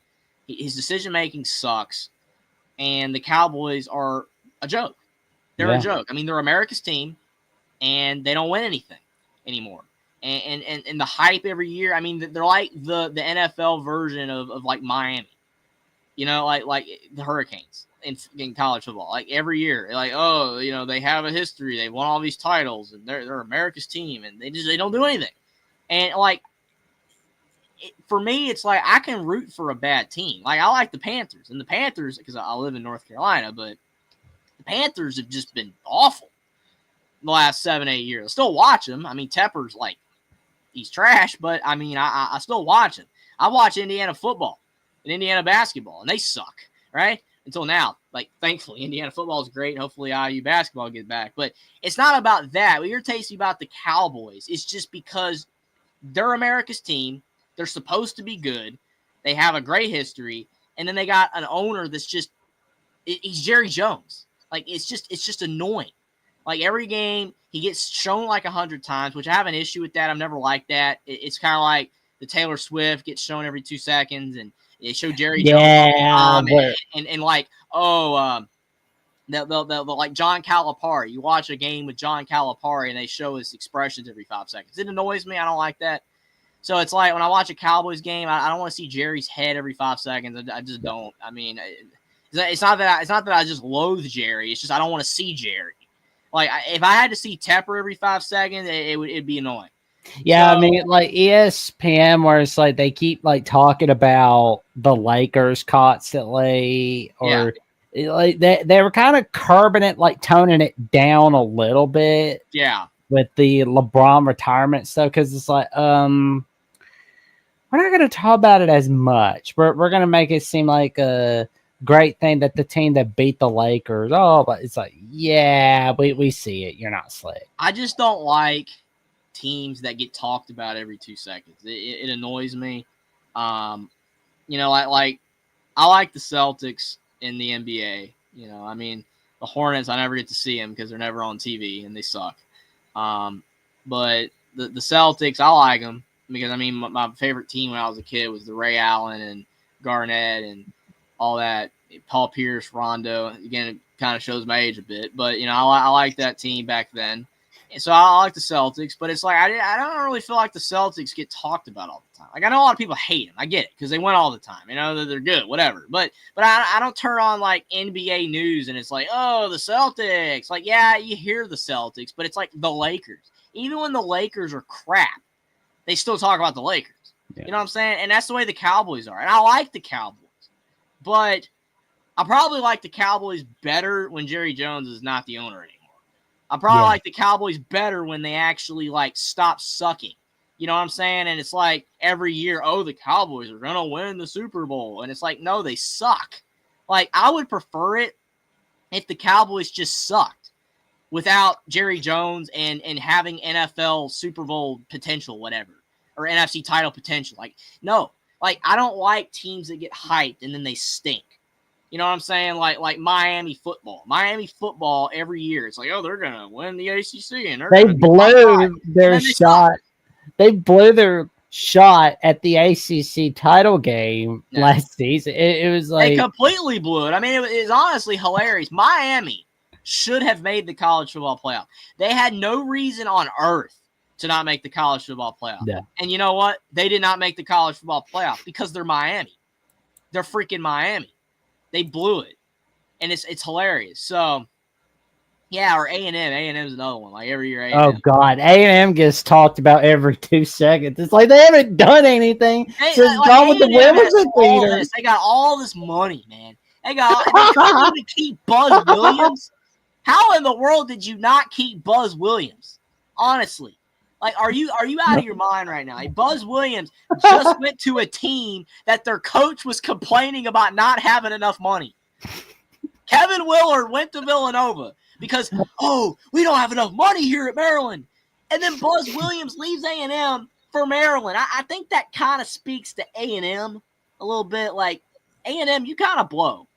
You know, yeah, like A&M is all the talent in the world, and they just suck. They just absolutely suck. Like A&M, I have no use for A&M. Do I hate A&M? No, I don't hate A&M, but A&M I have no use for because it's like I get sick every year. Oh, they're ranked 17th. They're going to be a competitive team in the West, which now it's a competitive team in just the SEC since the divisions are gone, and they don't do nothing. They're useless. They're absolutely useless. I mean, the best team they had recently was with Kellen Mond, and that guy is hot trash in the U.S. Hot trash. So it's like, yeah, A&M, Miami. Unfortunately, the Cowboys, even though I like you, you suck. You do not deserve hype. You do not deserve hype ever until you do something. You do not. Indiana basketball used to do that. Whereas, like, every year, oh, they get hyped. You know what? Indiana basketball practically does not get hyped anymore. People claim they do. Like, I'm even seeing it this year. People are like, oh, Indiana basketball. Oh, they're going to win the big. No one's saying that, man. Anybody with a brain is not saying that. Indiana basketball is, like, ranked 40th right now in Bart Corbin. 40th, which is, like, 15 spots below the top 25. That's essentially, like, the last four end of the tournament. Yeah, they're not getting hyped. The Indiana's like, yeah, they might be better since Woodson's gone. But people say Indiana gets hyped. Indiana does not get hyped to the degree in basketball that Miami and A&M do in football. Do you agree with that, Jackson? I don't think they do. Oh, no, there's not really anybody talking about that much in football. So you know what? Indiana football, well, now in football's got some hype, even though, did you see that lady on ESPN? Oh, Heather Bennett saying Illinois is going to be this year's Indiana. And I'm like, all right, how in the world can you get any dumber? Because I'm telling you, Jackson, there's like 5 things wrong with that statement. I'm not even going to list them all because the most obvious one is Illinois was in the top 25 last year. How can they be this year's Indiana? Indiana was 3-9 the year before, and they made the playoffs. So if Illinois, with their 10-win season, makes the playoffs this year, that's a 1-win increase. Yeah. That is a 1-win increase. Do the math. That is not this year's Indiana. That's nothing. That's just Illinois got a little bit better. A little bit better. Like, no. But if she was saying Mississippi State, maybe, then okay. And it kills me because I said that, Jackson. I said that, right? And I had people in the comment section, or not the comments, but like the replies on X, right, that were telling me that they didn't understand why I said what I said. How do you not understand what I said? Honestly, I'm confused. Like, how can anybody on earth agree with what she just said? She's always wrong, by the way. She's never right. I would love to have a debate with her. It'd be awesome, literally, just to debate her and be like, yo, like, why do you think the things you do? Or do you legitimately think that? Or are you told to say that? I think it's the latter. I really, really doubt that she's, like, doesn't know that. Like, it has to be that she was told to say that because there's a lot of other people hyping Illinois too. But I just don't understand how on earth that she said Illinois is going to be this year's Indiana. And that makes sense. How does that make sense? The only thing that makes sense about that statement is because Illinois perennially isn't good, and I think this year they'll make the playoffs like Indiana last year, who perennially isn't good. That is the only way that makes sense. But everything else about that statement makes no sense because you can't even compare Illinois this year to Indiana last year. You cannot do that. Brett Bielema has been in Illinois for like 5 to 6 years. 4, 5, however many years he's been there, right? Lovey's been – Santa Claus Lovey's been gone for years, right? So you got Brett Bielema who's been there a while. Illinois has been slowly getting better. They kind of had that little rut the one year, but they've been getting better. Indiana, again, was complete garbage. They were 3-9 the year before. You get a first-year head coach in Kurt Signetti and completely turn that thing around. But Illinois won 10 games last year. They're not surprising anybody. Literally, ESPN has them ranked 11 right now, which according to my calculations, that means that they're a playoff team. If they finish the season ranked 11, that's not this year's Indiana. That is not this year's Indiana. Plus, Illinois historically has not sucked to the degree Indiana has sucked. Like, Illinois historically has had some seasons of relevance. I mean, they're not like they Iowa won or a natty Wisconsin. in 1951. There you go. So, like, again, you look at all these factors. Illinois is not this year's Indiana, even if they do make the playoffs. They're not the same level of program. Indiana is horrid. And Illinois is like, they're okay. They're a decent program. It's had some, years that they've not sucked. So I don't agree with that. But again, I would love to debate her on that. It will never happen. But I'm just saying, I just do not think that she's that dumb. I don't think she's that dumb. Yeah. I would be willing to give her the benefit of the doubt. And like, legitimately, maybe she was just told to say that. And if she was, okay. Because other than that, there's just literally no excuse for how stupid that statement is. There is no excuse because I cannot tell you, I don't care how easy the schedule was, how big of a deal that it was that Indiana made the playoffs, that Indiana won 11 freaking games. I still can't believe that. If Illinois won 11 games, I would be like, whoa, wow, that's nuts. With Indiana, I'm like, I didn't think that was possible. I didn't think it was possible. Did you think it was possible? I said Kurt Signetti was going to go 7-5, and I thought I was off my rocker saying that they were going to go 7-5. I was like, schedule's pretty easy. Yeah, he might win 7 games, and they were picked to win 4. So yeah, they went 11-1. They went 11-1, made the playoffs, and their only 2 losses were the 2 national championship teams. I would have never thought that would have happened in the history of Indiana football, and it happened. And I know Bean's saying what he's saying. I brag. I don't care. I'm not, even if just say I'm not an Indiana fan, which I am, but just say I'm not an Indiana fan. I would still be bragging about that because that is nuts. It historically is one of the most insane seasons for a trash program in the history of ever. It is. Like, no one on earth thought that was going to happen. There was like one guy that bet it. I don't know if you saw it, Jackson, but it was on X. There was one Indiana fan that bet Indiana to make the playoffs last year, and he won like 50 grand. Holy crap, 50 grand? Because Indiana was not how much supposed to make the did he playoffs. bet? He bet like 100. Oh, that's an investment right there. There you go. Because it was like the odds were like plus 50 grand or plus 100 grand. He won an insane amount of money. That's all I'm saying. Because no one on earth predicted that. Probably not even him. He was just like, yeah, I'm an IU fan. It's going to happen this year. Yeah, I'll just throw away $100. He had no idea it was going to happen. And the thing is, I have Googled Indiana football. I've actually read through Indiana football's entire Google page on Wiki. I've read everything about IU.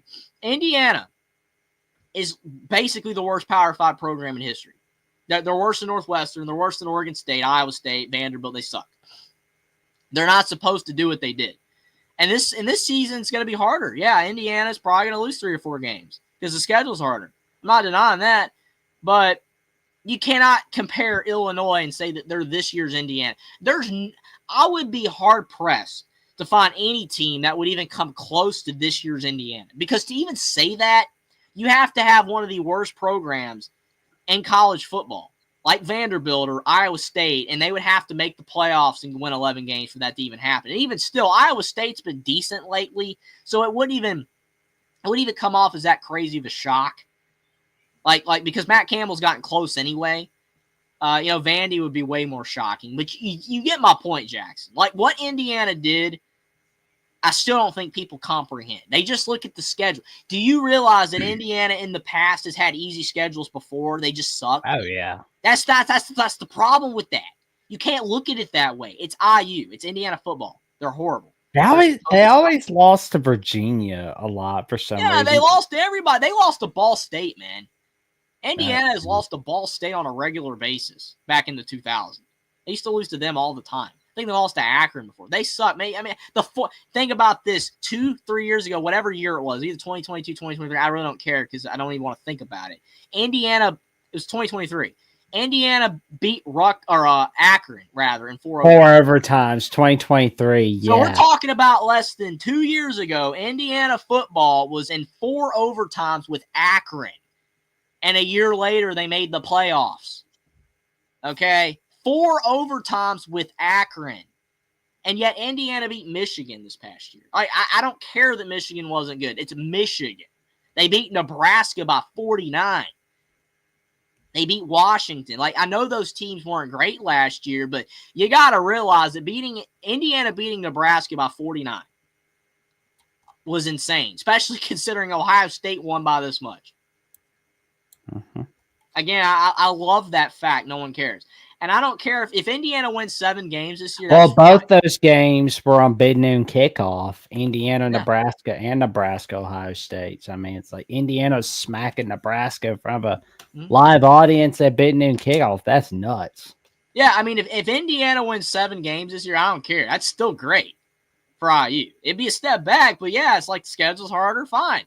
But I just it sucks to me that Indiana's season last year is getting so negatively panned. I get it's because of Cignetti and his mouth, as people say. I get that, but what they did, I still don't think people comprehend how crazy that was. And the fact that again, now it's getting thrown around this year's Indiana. Like, no, it's not this year's Indiana. Illinois is not ever this year's Indiana. They're not. They won 10 freaking games last year. If they make the playoffs and win 11 games, 1 game increase. Not that big a deal. Especially because guess what? Their schedule's easy. Wow. I don't care. It's just not that big a deal to me. I never thought Indiana would make the playoffs in my life. I never thought they'd make the playoffs. And they did. Nope. So that's all I got to say. I mean, that topic, it's a sore spot for me because it's annoying. It's stupid. It's frankly stupid. To be a freaking journalist and to use that phrase, this year's Indiana, it's just got to be the cheapest, most boring, terrible journalistic thing you could ever do in the history of media. That is garbage. That doesn't tell anything. That's just a flat out lie that unfortunately people will read and be like, yeah, that's cool. No, what Indiana did was so much more of a big deal than what Illinois would ever dream of doing. So, the end. No. And again, I don't care how many games Indiana wins this year. It means nothing. If they make a bowl game, it's good enough for me. But it's just dumb. That's like Georgia wins a couple more championships and Kirby Smart's suddenly the next Sabin. Like, it's like with Mahomes. Oh, he's the next break. Why does everybody got to be the next something? Now, those are less stupid than this year's Indiana, but they're still stupid. Mahomes, his career could be over in like a year or two. We don't know what's going to happen in the future. Anything can happen. Mm-hmm. But people are like, oh, Mahomes is the next Brady. It's because you need a headline. You need something to grab people. And phrases like that grab people. That's what they do. It's just cheap. It's honestly cheap. Like, Mahomes is not even close to Brady yet. It's not even close. But that's all people can talk about. It's like MJ versus LeBron. MJ versus LeBron is a debate that will never end. I get it. It's fair to have that debate, but it doesn't matter what LeBron does. LeBron can win another championship before his career's over, and guess what? There are always people out there that are going to believe that MJ is better. You're not going to convince them. And guess what? Once all the people that watch Michael Jordan die, and all the people that are left are the people that watch LeBron, then everybody's going to say LeBron's better. It's just the way that it is. It's because there's still a bunch of people that are alive, like a lot of people, they're not that old yet, that watch MJ in his prime. And they're like, yeah, screw LeBron. MJ's better. I mean, it doesn't matter what you do. People are going to have their opinion. Just like everything I'm saying is an opinion too. But I still think this year's Indiana, I think universally that should just be negatively panned. Like, I again, as I explained it, it's stupid. But there's some things that 2 + 2 is 4. There's some things in this world that like everyone should agree on. And then there's other things where it's up for debate. MJ, LeBron, it's a fair debate, but you're not going to be able to convince some people ever that one's better over the other. They have their opinion. There we go. We got 2 callers. So sorry, Jackson. I mean, you can clip that whole piece if you want. I will. I plan to. I think that's some good clips for Indiana and Illinois at the Voice College Football. Yeah, so maybe you can send it over to me and I'll upload it on the IU channel. Who knows? I plan to, man. I'm going to. He's got Alabama up top, but who cares? Yep. There you go. It's like, well, I mean, it's like the dirt farmer said to Marshall Dillon Gunsmoke. We take care of our own. Sorry, Troy. Honestly, I got.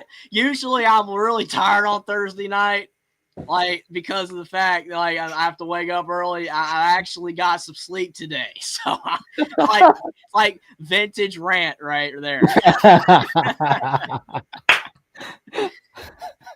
How you doing tonight, Burks? Yeah, no, I actually just wanted to come in because you guys were bringing up like programs. Like I'm on my like bashing mode, like stuff I don't like. So I don't like New Jersey. I don't like bunch of stuff like A&M. A lot of people in New Jersey don't like New Jersey. When I heard Texas A&M, man, like I was like, dude, I truly believe, man, the Texas A&M is like the most pathetic program in all of college football. I'm sorry, they are. Like there is no program where they spend so much money. You remember 2022 class, man? That was so funny, man. The number one class, and what a joke it turned out to be. Dude, they all transferred. It was the most pathetic. And Nick Saban was right, to tell you the truth, man. They were buying all their players. Like, he's not an idiot, Nick Saban, when he called it out, you know? And then they got him to beef him and who was it? Jimbo Fisher, man. So I just want to say, like, New Jersey's the most pathetic state in the USA just because they think like they're the most like greatest, like they are, you know, when they try to take all of New York's credit of how great they are, right? Like they're just that pathetic the state, right? But A&M, man, Texas A&M is the most pathetic like college football program. I'm sorry. I don't like. When was the last time they beat Alabama? Wasn't it like 2012? Johnny Manziel. They beat Alabama in Yeah, 2021. the field goal kick a few years ago. It was like 41-38, Jackson. Mhm. Yeah, and it was the first time since 07 that an unranked team defeated a ranked Alabama team. That game was a sad day. That was a sad day. I remember that field goal, and I was like, man, that hurt, man. So A&M, like they focused on that game, but they couldn't beat LSU. That's how Kentucky basketball fans feel about Indiana beating them in 2011 at Assembly Hall. It's the same thing. It's like, you gotta sit. It don't matter. It's the same thing. It's like A&M beat us, but it didn't kill us. It didn't knock us dead. You know, we were fine. A&M did like nothing after that. So it's like you have to back up a great result with more great results. You just can't fade away. Oh yeah. And it's just so funny because when they beat Alabama, they saw like they won the national championship. It's like they weren't even like I'm pretty sure. Didn't they lose to Mississippi State right after that? Yeah, they did. Yeah. Like the amount of money they spend, dude. Then they brag about, oh, we have the best stadium, Kyle Field, man, the best stadium in all of college football. It's like, bro, come on, your colors are suck. Okay, you have a maroon color. You wear that stupid. What the hell is Texas A&M? The meaning, this is the name of the university. I call myself A&M. Like it's just so like. I'm just sorry. Whenever I think of A&M, I think of Eminem. So I mean, I don't know if they're going for that factor. And I've never met a fan. The root I've never met a Texas A&M. I never met a Texas A&M fan ever because I like living in the Midwest. In fact, living in like the Chicago area, like Chicago, like I do, it's really hard to find like fans from the SEC unless they're Alabama because you know like everyone hit the bandwagon in Alabama, right? And like in my high school, man, like no one's ever been to the stadium, been to a game. They don't even know all the players on this like team, but they're just Alabama fans because they hit the bandwagon. You know, that's the only school. Jeffrey and Jackson, they're the only school that like I've ever met like an SEC fan. It's Alabama fan. Yeah. I like in the Chicago area. You know I live in North Carolina, Bergs, and I see so many Alabama fans in the state and in my state. It cracks me up. Like I'm a fan because my ancestors. I have a lot of relatives in that area, so it's like it's Alabama, or like you cannot not like Alabama in my family. Like it is against the law, like right. So yeah, a little overboard, but you know what I mean, right? So it's like I have a legitimate reason to like Alabama.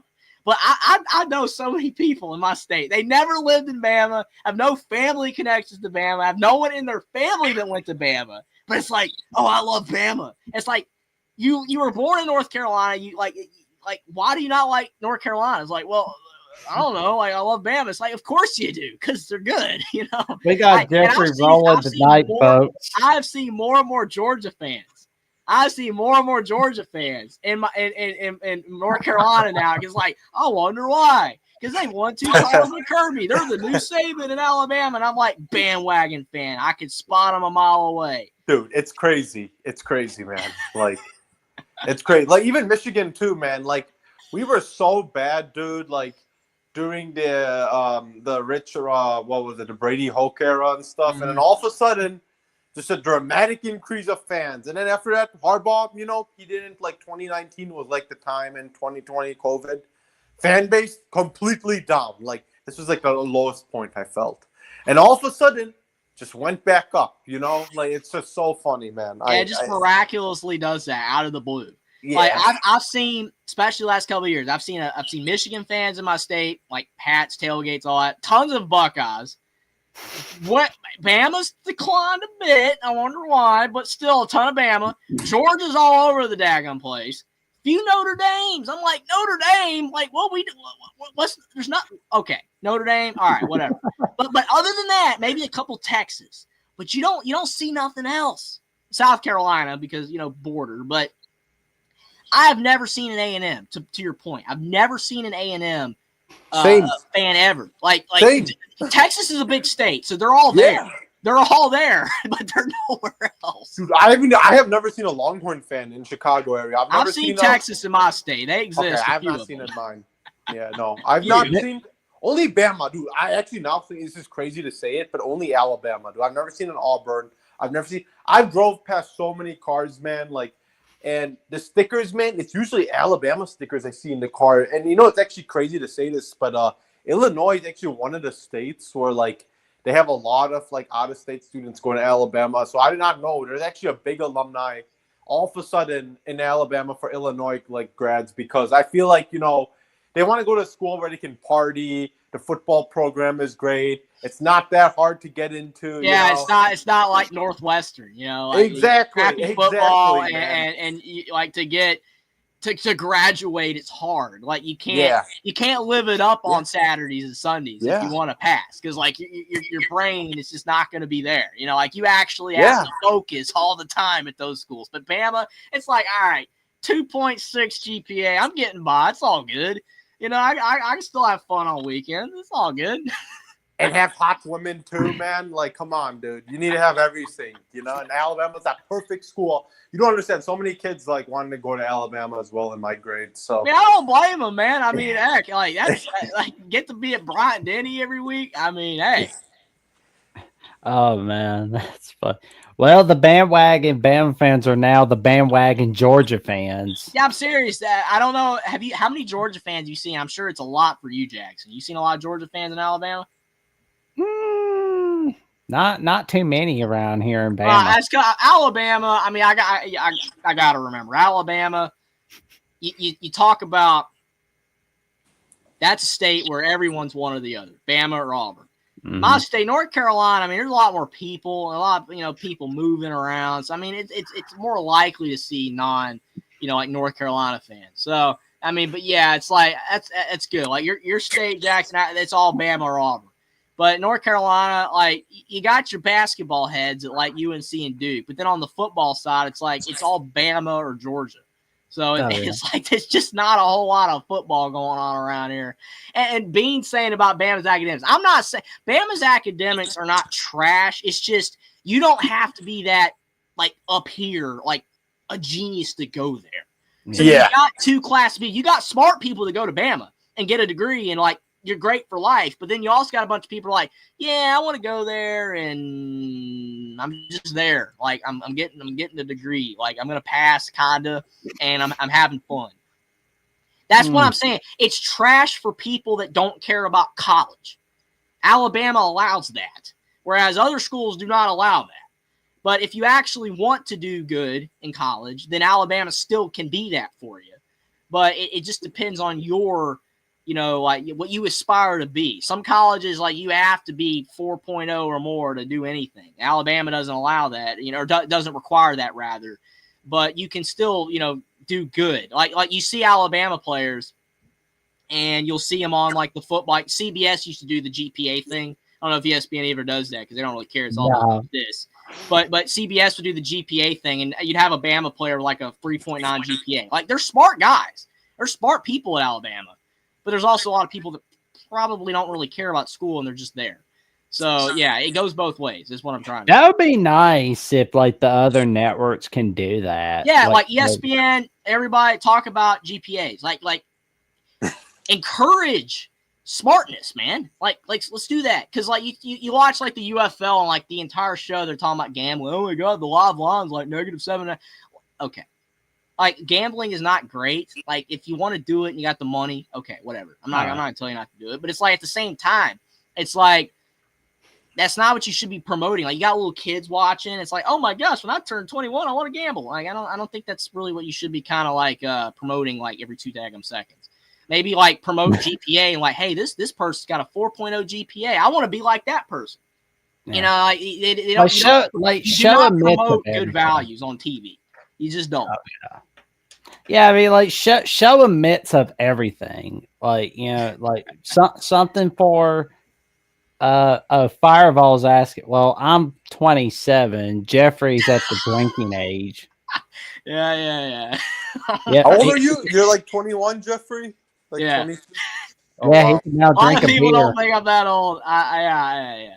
He can now drink a beer legally, And by the way, but he's not eligible to run for Congress yet. yeah, I'm not eligible to run for Congress, but I'm not on any energy drink or none of that stuff. None of that. Like normally, I'm really tired right now. This is the most lively show we've had in a while, so I'm just rolling with the punches. You know, like it's been great. It's been a great show. Oh man, we like your new name on your YouTube handle, Bert. I think that's pretty funny. I love that, man. I mean, you slayed the Dark Lord of the Sith, but you couldn't slay him for good. Literally, it's kind of like this, right?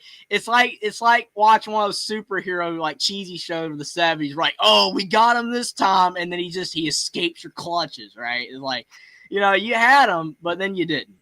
Exactly. That's exactly what happened today, man. I went for the kill, bro. I went for the kill. I thought I did, man.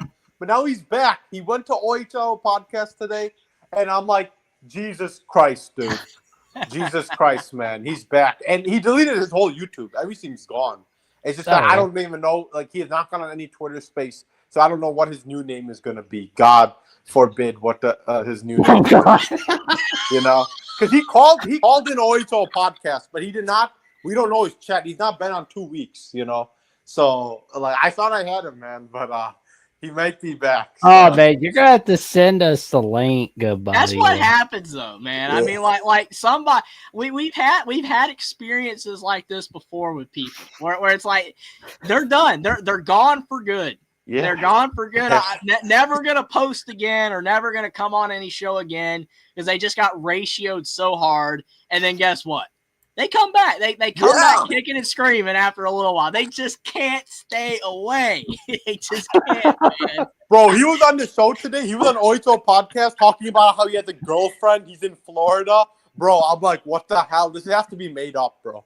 He has to be making this up. There's no way in hell he can get a girlfriend. I don't care, man. I'm telling you, Merch, what I have to say about the Diesel Freak's girlfriend is not to be said for children on air. 98% of what he says is a lie. I mean, he literally said he had connections to Ohio State. Like, I could get him to play Louisville. I could get him to schedule Louisville. I know Caleb Downs. I'm like, what? No, you don't. Like, if you had connections with Ohio State, then why does your X account have 4 followers? Like, I'm pretty sure that you would have more followers if you knew people at Ohio State. They would all be following you. Oh my God, dude. I mean, it's so hilarious, man. Dude, it's too funny, man. Yeah, he kept like talking about, Ohio State, they will hurt Texas. They will hurt them. Georgia, they will hurt them. He said Georgia was going to have that Bama meat, man. He said they were going to eat it up. I mean, we've owned them for a decade, but you know, it cracks me up. That's all I'm saying. It just cracks me up because I'm like, that guy, he is so full of crap. I mean, you can't take anything he says seriously. I mean, if you do, I mean, if he told me right now that he was huffing diesel, I would believe that. Anything else, I don't think I'm gonna believe. I just don't think. He does huff diesel. So I mean, it's like he said it felt good in the morning. I mean, he did, but like I said, a broken clock is right twice a day. I mean, oh, Godfather, the SEC coming in with the clutch.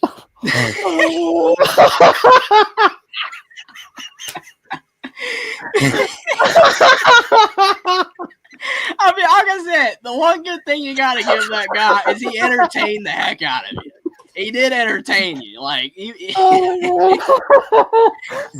but I don't like how he's like, you know, he just gives Mark Rogers hell. That's why I came on the show, to just give him hell. Like, why? See, the thing with him, sorry to interrupt, Burst, but the thing with him is that when you take him seriously, that's when he feels like he's winning. Because at first, like the first couple times I talked with him, I was legitimately debating the guy. And then I'm like, nah. And see, Mark is a serious guy. Mark is a great football analyst, the voice of college football for a reason. But see, Mark, when he talks with people, he debates them on a serious level. And that is where you go wrong with the Dark Lord of the Sith. That is where you go wrong. You cannot debate him seriously. You do not take him seriously. That's when you win with whatever you want to call a conversation with him. That's how you win, is by not taking him seriously and just taking everything that he says, not even at face value, just for nothing. If you do that, you're good to go. There we go. And Fireball says, y'all are pretty entertaining. I suck. We appreciate it very much, buddy. And and we got a super sticker for $4.99 from the Godfather of the SEC. We appreciate it very much, good buddy. We appreciate the super sticker. Oh, I'm all right. I just cough from laughing too much. Yeah, it happens. Like I've not laughed this hard on a YouTube show in a while, so like it's I'm a little strained myself. I can't be getting too gravelly like Brian Johnson. You might have to check me out a little bit after that. But I'm all right. It's got to calm it down a little bit. Yeah. Oh man! I don't want to even know what his chat is going to be. If he even ever goes. I mean, I legitimately, I wanted to see like with his unsanctioned stuff, man. Like what was going to go down? He told me. He said that my show's unfiltered. He said I could get away with whatever I want on my show, and I'm like, bro, YouTube. Yeah, YouTube's got rules, man. You cannot break those rules. You can act like you can do whatever you want. You can't. He was saying that too, and I'm just. Yeah, there are rules. There are things you cannot say and do on YouTube. Okay, like you cannot do that. And he was saying, I wish he didn't delete it, bro. I wish he didn't delete that video with me. He deleted the videos. He deleted everything. He deleted all the videos. He said Brooks won the unsanctioned show, so my channel is gone and dead. And I think he's just gonna create a new one. Honestly speaking, man, he's gonna make it like a week and a half, and then he'll delete it again. Like you're not gonna get anywhere like that. He deleted every video, all the videos, and I don't even know if he deleted the channel, Dan the Diesel Freak, but I know 100% he deleted every video, like 99.9%. Oscar says if Diesel ever does surface with a live show, gotta give us a heads up. Oh, we'll know about it because we'll be coming on every show to promote it. Like he will. Oh, God. He'll let you know. Oh man, like that's Oh man, there's the video. There's the video. Hold on. Let me play it where he gets kicked out by Mark. Oh my God. This is educational TV, folks. Ohio State University. But I want to talk about also the recruiting class of Ohio State for the next year. Turn it up. Skip it a little, like go a little forward. Looking pretty good for our, my Buckeye. That's just how I take. And yes, Verts, I will leave, and I will see you Sunday. By the way, Sunday night is the unsanctioned show. Sunday night. So this will happen. Look at Mark, man. Mark is so goated, man. That face is priceless. Now, we've got all sorts of people on here that first became viewers of the show and then started their own channels. Everybody's got a YouTube channel at this point. We're talking about our buddy Jackson. We're talking about Jeffrey. We're talking about Will and D. And I welcome those guys to come on here and to promote their shows, but they don't promote their shows. But I urge them to, because they've done such a remarkable job for the Voice of College Football and in support of me that, it's my way of giving back when we've got a few people on here that we can promote their shows. But do not come on here. This is my show.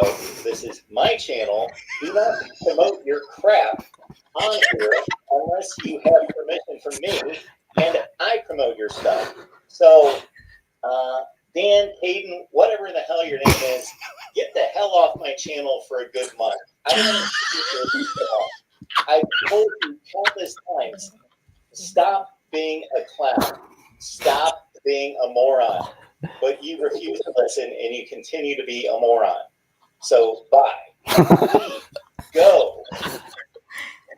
All right. Bye, baby. Bye. And that was all she wrote.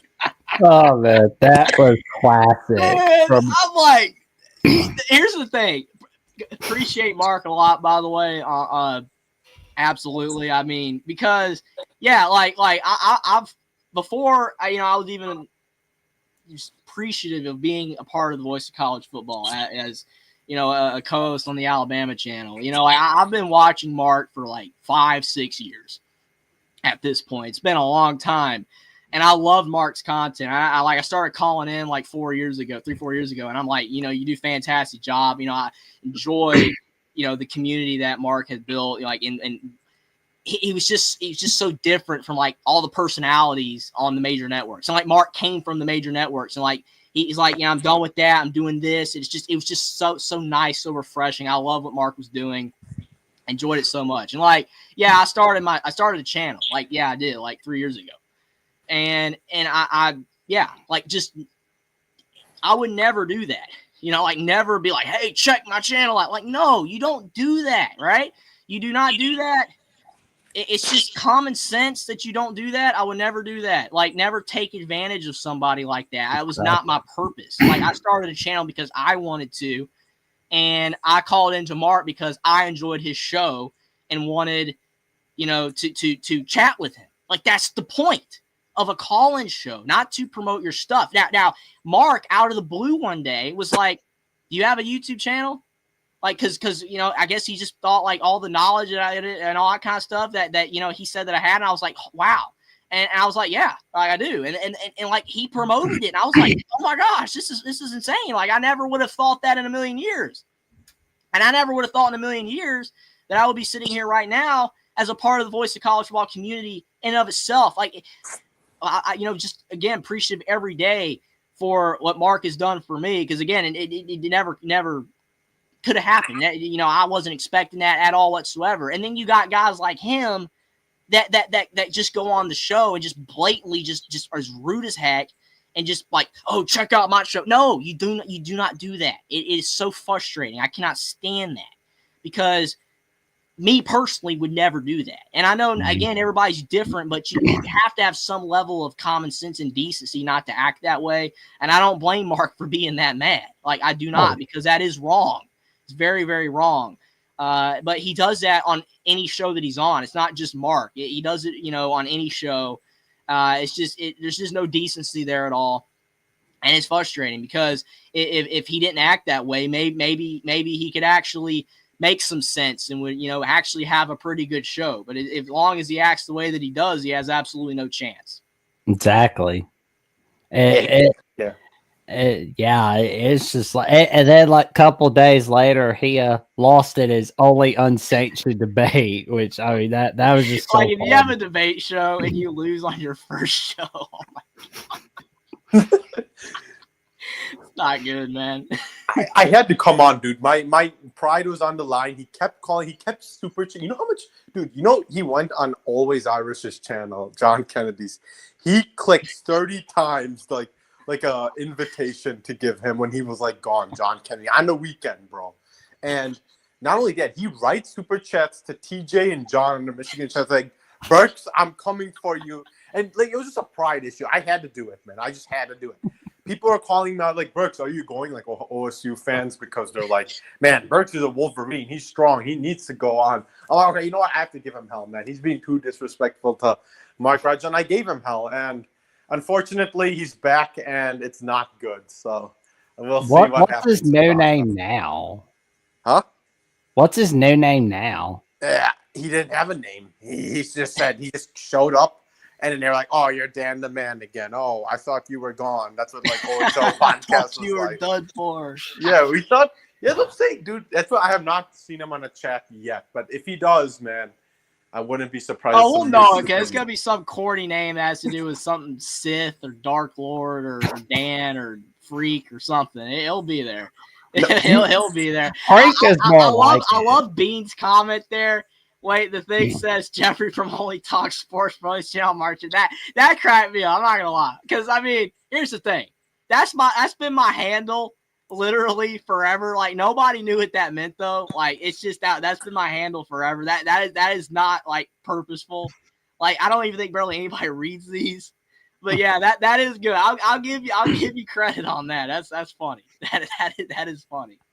Oh my God. His new name is Diesel Darlene. He's gonna add catfishing to his act. Hey, I mean, nothing would surprise me. I mean, like I said, Jackson, we had another person that was the same way. Oh, And again, nothing surprised me. That's why I love when you have experiences in life that you'll never forget, because you know it's gonna crop up again in the future. So then you're prepared for it. Like, yeah, we've dealt with this before. We've seen this before. It doesn't shock me at all. Oh yeah. I mean, it's just like, oh my God.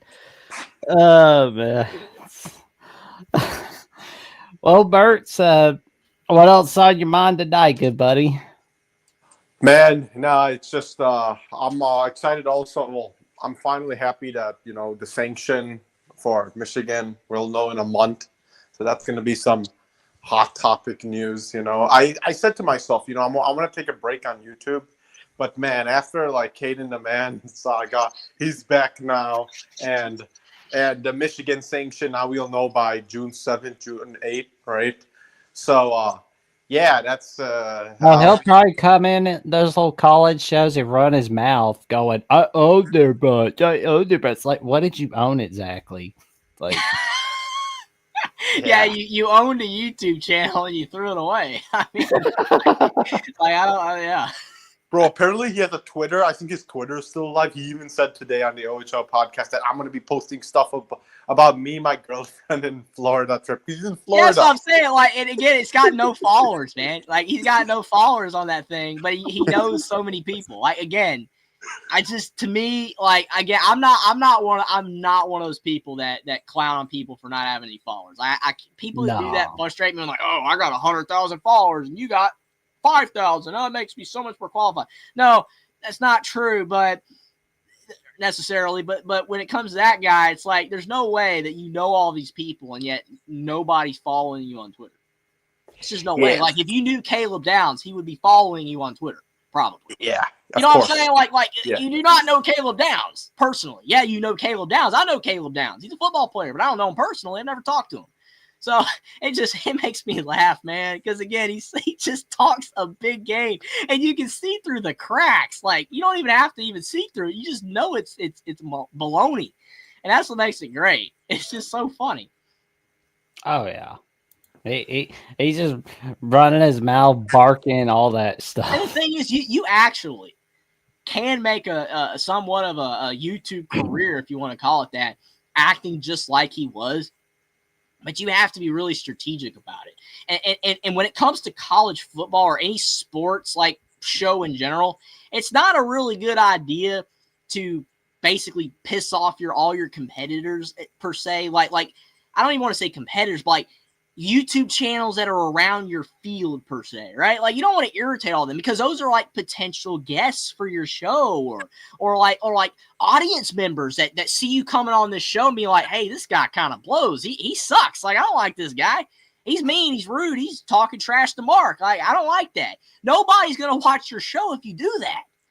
You know what I'm saying? Like you have to be strategic about how you act. I mean, if you're just making random videos like talking trash about stuff, like React channel or whatever, and then maybe he could do that. But with what he's trying to do, right, as a sports show, not gonna work acting the way he is, where everyone like in every community knows who he is that one guy that irritates every single soul on the panel. On every single show. It's just not going to get it done. Like, you're not going to build your audience that way. I remember that one video clip where he was having his stupid dance or whatever to an Eminem song where he's like owning Uncle Lou and Pidskin. It's like, I doubt those boys even care about that Diesel Freak guy. And then there's like another one where he's just like cackling at Notre Dame or whatever. And then like the Ohio podcast saying, dude, you're making our fan base look bad. Stop. Yeah, like when Buckeye fans are saying that it's making their fan base look bad with his antics, you know it's a problem. Because I mean, there's a ton of Buckeye fans that are online, pretty crazy. But like when even like they're saying like, bro, calm down, like you're making us look bad. That's a bad look. He calls Notre Dame. He's like Notre lame.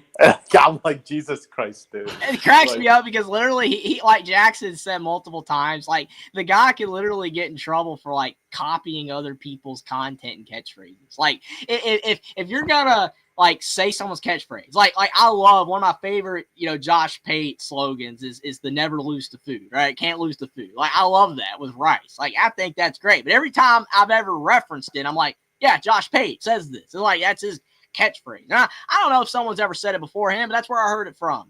But like Dan or whatever he is, whoever he is, that guy will take somebody else's slogan I know I've heard before and reuse it again. And Jackson pointed me out to that because like I would hear him say like the 5-star dummy, and it's like Jackson said like Uncle Lou's done that. And it's like, and you got Caden using that, and it's without like reference, like say, hey, like I'm stealing here, not stealing, like just, I don't know, you know what I mean? It's like he tries to be so authentic, and he just copies people. Like just, I don't know. Clearly, you can tell that me and Jackson can probably talk about this all night. Yeah, I could do it too. It's too funny. I never had a guy obsessed with me. Like, you see, no one should be obsessed with me, right? I don't have a YouTube channel. I don't have a Twitter, right? I like to go like to different channels to debate people and talk. But like the fact that this guy is so obsessed with me because I've debated Ohio State channels and he didn't like what I said. So then he always wants to, put me on his show and make me, like he invited Garrison, dude, and Garrison was like, no, he never showed up, Garrison. He's invited all of us, Burks, like all of us. Like he was like, you and Jackson, I dare you to come on unsanctioned. I'm like, bro, that Diesel Freak guy like kept blowing up my emails like every week. Like, bro, like what? Like you're gonna come on our show, right? Call us morons, and then be like, come on my show and debate. It's like, what? Oh God! Like nobody's gonna come on your show. Like that. It was like a few days before Easter. Like he was like talking about. It was like talking about his show being on Easter Sunday. It's like, bro, it's Easter. I'm not doing a YouTube show on Easter, man. No, like, are you crazy? Like, yeah, you're supposed to spend that with family. I mean, like, and I know like some people like don't have family, and that's right. Sad. Like that freaking sucks. But still, like, man, like most people are not gonna be on a YouTube show on college football on a holiday like that. I'm not. No. I think I posted like on a holiday. Like I think once I did it on Easter like 2 years ago. It was like early in the morning. Like I was up early. I just made a video. Other than that though, like I don't do that. Like I don't do Christmas. I don't really do New Year's. I mean, if it's like St. Patrick's Day, okay. Like I mean, I'm not saying who cares, but it's a holiday, it's merit. But you know what I'm saying? Oh, like depends on the holiday. But no one's gonna be there on Easter, man. Like no one's gonna do that. And I remember he was like calling on here, like, like I'm here to debate Kipper. He's like, Tim don't work here anymore. Yeah, that was so good, dude. I was like, I did a double take it first. I was like, Jackson, he don't work here anymore, does he? Like, no, he doesn't work here anymore. No, he works at the LAFB network. Although I probably regret telling him that because he was like super chatting on that channel, trying to own Tim. Like, yeah, you gave him one way ticket over there, man. Like you gave up his hot place. Yeah, all right. I think I'm gonna go, but I'll try to. I'll send you. You have your Discord, right? So I'll try to send you a funny clip of him because yeah. Put your Discord thing in the private chat, and we'll add you on my Jacksonian Discord. Because I have to show you what he did, like literally, just today. Actually, it's just crazy what he was saying, man. He was talking about like my girlfriend's giving me milkshakes and all this stuff, and I'm like, what the hell, dude? I don't even want. I mean, if it was true, it'd be like none of my business, but cool. But it ain't true. There's no way. Oh, Yeah. man. All right, man. Take care, man. It was fun. You have a talking good to you night, guys. Birch. It was Appreciate fun the call, talking to you. man. Yeah, appreciate it, man. It was funny. Good. I will see it, Bert. All right, and our last caller is Austin Williams for the night. How you doing tonight, good buddy? Once again, I have to be the adult in the room and come fix things. Jeffrey Jackson, how many times do I got to tell you to calm it down? We have children watching this show. I don't think we got past the PG-13 rating. I mean, even though half the people in the chat don't think I'm allowed to watch those movies, but I mean, I don't think. Well, here's the thing, Jeffrey. You're getting ready to go to the prom. You know, you and Buffy the Vampire Slayer, and Jackson's gonna take Taylor Swift. It's all gonna be good. Yeah, I mean, I got the better pick out of those two. So I mean. Yeah, Oh, yeah. man. If you run into a monster, she'll slay it for you. So you're good there. Yeah. But oh, man. but in all seriousness, though, well, it looks like Nate Oates may not be leaving Alabama after all. Reports have come out that it was all false prophecy, and once again, you can't believe a half of what you read. Yeah, I mean, I'm okay with it. I mean, I like fake news when it's something like that. I didn't want Nate Oates going anywhere. You know, for obvious reasons. And like if he left, I just think Alabama basketball would have taken such a massive step back. So I'm glad that it wasn't true. Yeah.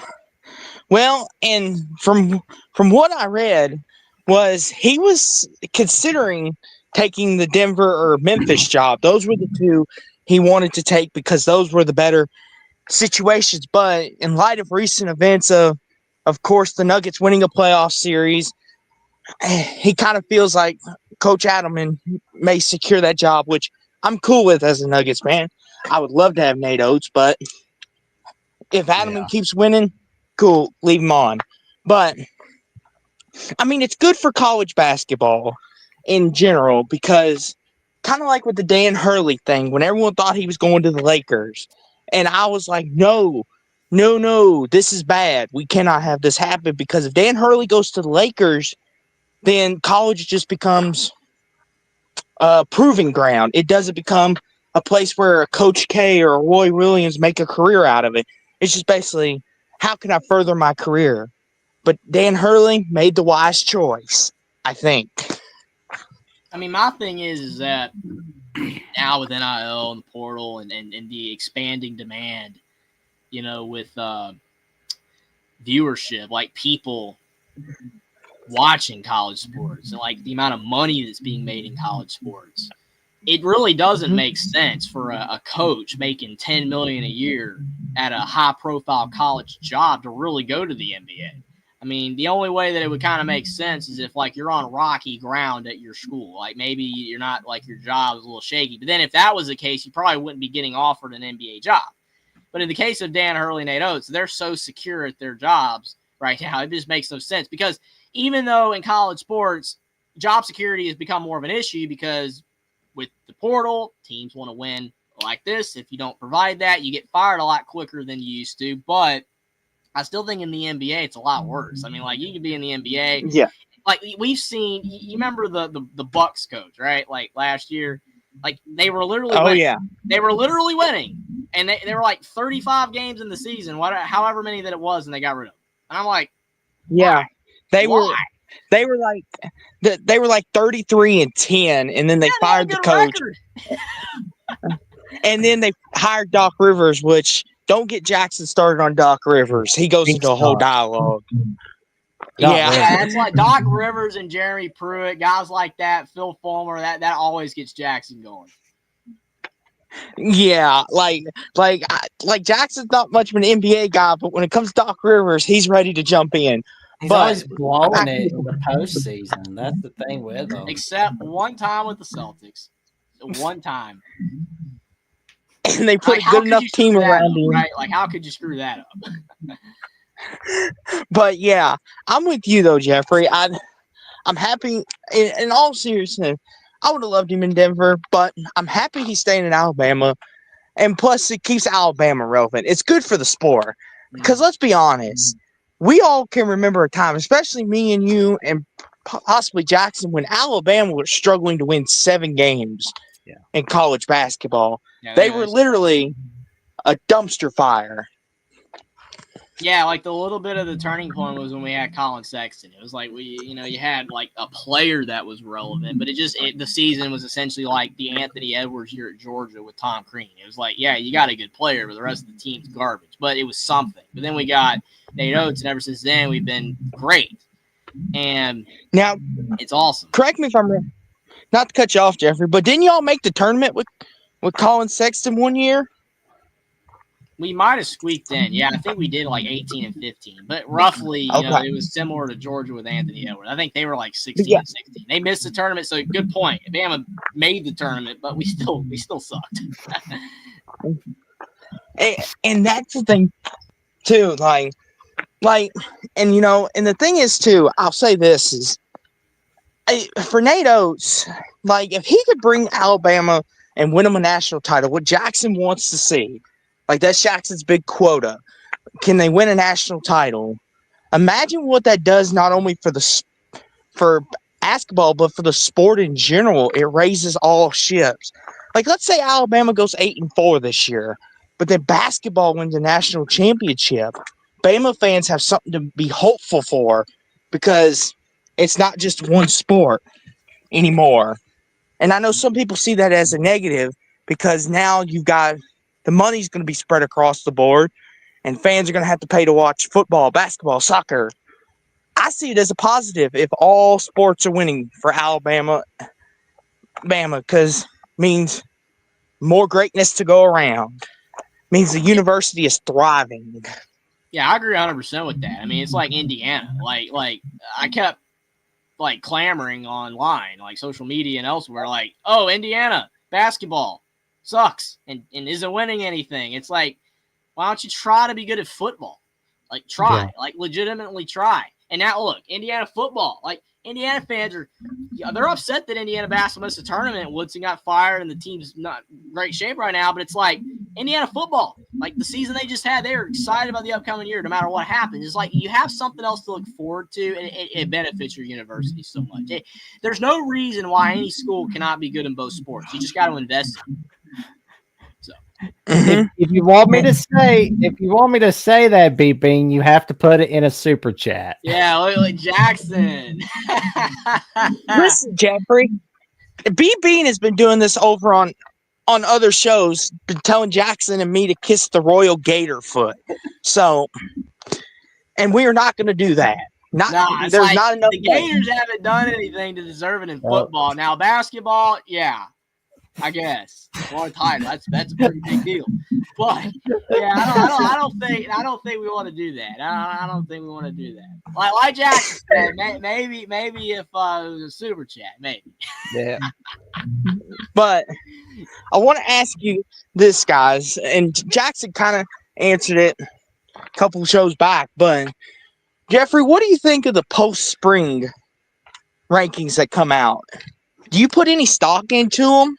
Because I know there's some people that take that as gospel, oh, Ohio State's number 1, and this is what it's going to be.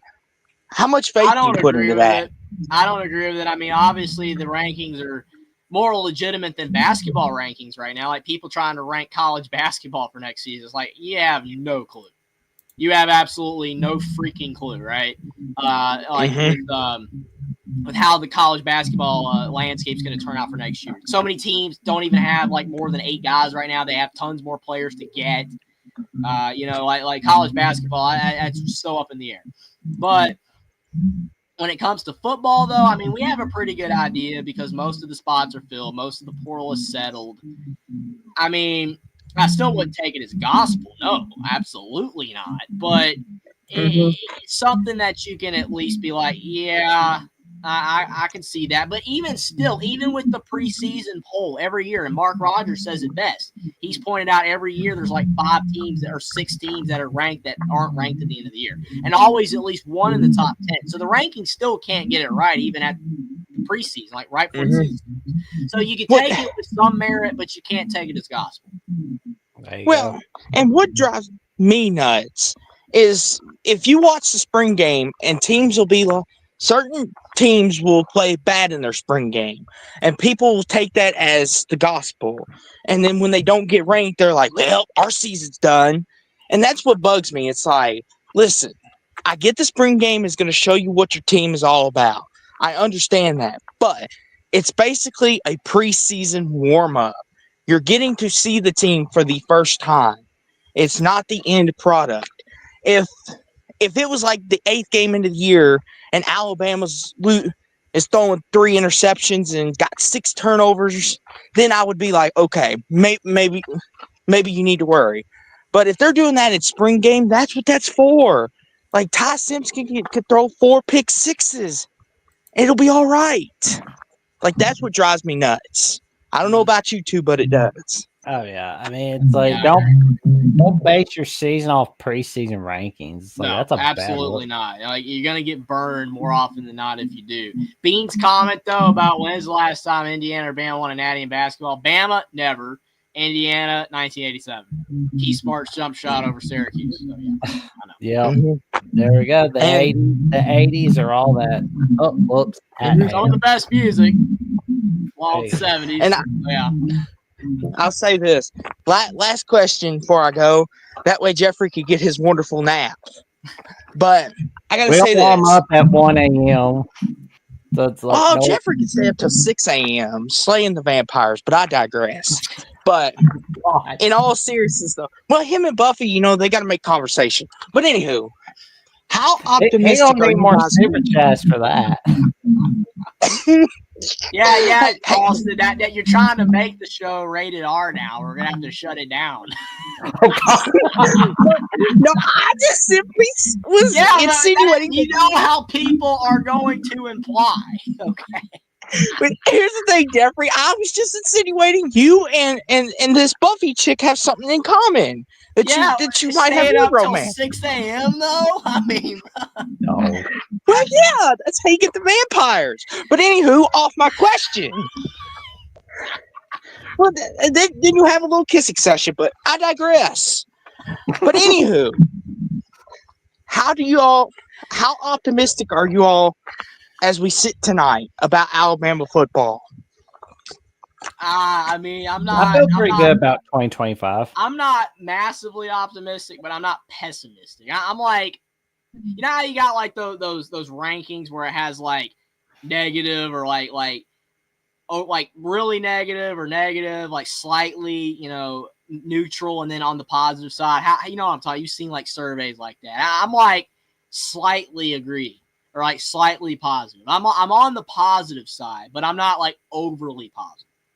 I think Alabama's going to do better this year, but I don't know if you're not necessarily going to really see it reflected in the record. Like Alabama could go 9-3 this year, and I still think they could be better than last year based off how they look or like who they lose to or how they play. Because last year they were so lethargic toward the end of the year. But I could see them winning 10, maybe even 11 games. So I'm slightly optimistic. I'm more optimistic than I'm negative. That's fair. I mean, and Jackson, you said you were pretty positive. I'll say this. I mean, I know it's only May, but I ask that is, depending on what fan base you sit in, some fan bases are a little more negative and some get a little more amped up and more towards the beginning. That's why I thought I'd bring that up, because I know Alabama fans, y'all get juiced about your football. Like, this is your sport. Well, it is 114 days until kickoff for us, and 113 days in Jeffrey's time zone. Yeah, Jackson, he's got the stats down to the second right now of how far we are away. Yeah, which is scary. We might have to check his brain for chips, but anywho. We love you anyway, Jack. But as always, it was fun. And Jeffrey, you stay out of trouble. Jackson, you keep an eye on him while I'm gone. Make sure he doesn't sleep. Make sure he doesn't. Him and Buffy keep hands to selves there. But we got Jeffrey, Charleston. Message received. Yes. Oh man, we'll be seeing you. Goodbye. Have a good night, Austin. Yeah, yes, Bean. That is exactly what he was implying. Jackson is iRobot. at the very least, he's an encyclopedia. He's got a ton of college football knowledge for sure. And keeping up with the how much seconds left there are till the college football season starts. That's not a bad hobby. I'm not gonna lie. There's a lot worse hobbies than that. Hey, that's why they pay me the big bucks. Fair, absolutely fair.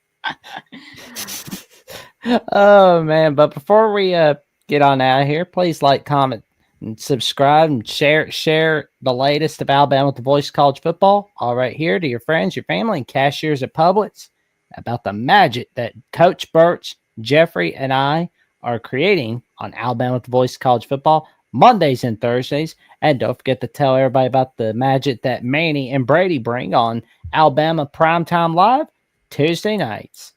But if you don't want to watch it, you can always listen to it on Spotify, Apple Podcasts, Amazon Podcasts, and iHeartRadio. Please leave a rating and a review where you can see top-notch content or hear top-notch content from Alabama at the Voice of College Football. Stay tuned. You won't want to miss it. I clear my throat for a moment. Jeffrey, what have you got going on Only Talk Sports this week, good buddy? Definitely going to be trying to get my YouTube channel rolling again, get some more content back out. It's been a busy time, but I've been haven't forgotten about it. So my channel, Only Talk Sports, definitely appreciate if you go check it out if you haven't checked it out already. Drop a sub, really appreciate it. But I'm definitely going to have more content coming down the road, more live streams with various people and myself. Also, more videos.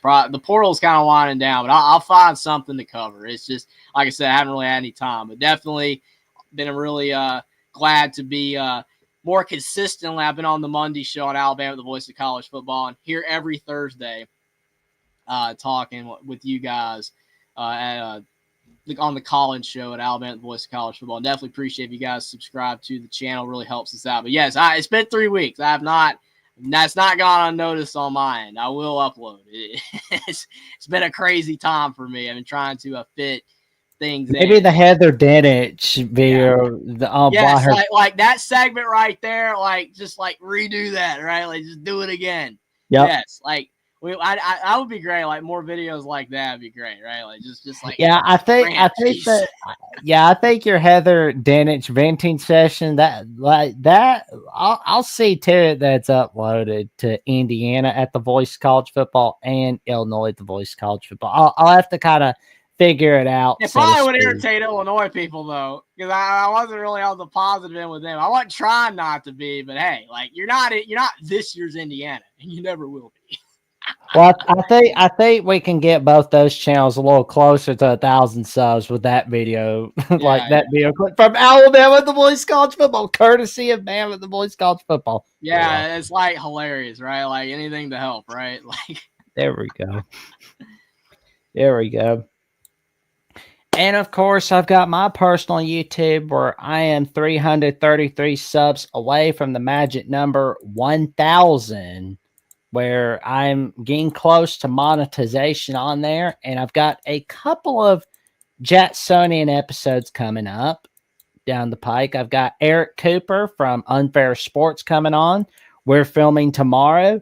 And of course, I've got Nathan Brown from Big 12 Mafia, CFB Mafia, coming on in. We'll be filming next Wednesday, for another Jacksonian episode, the 70th episode. So that's going to be cool. And of course, if you want to hear, yep, getting there. I'll need all the help I can get to 1,000.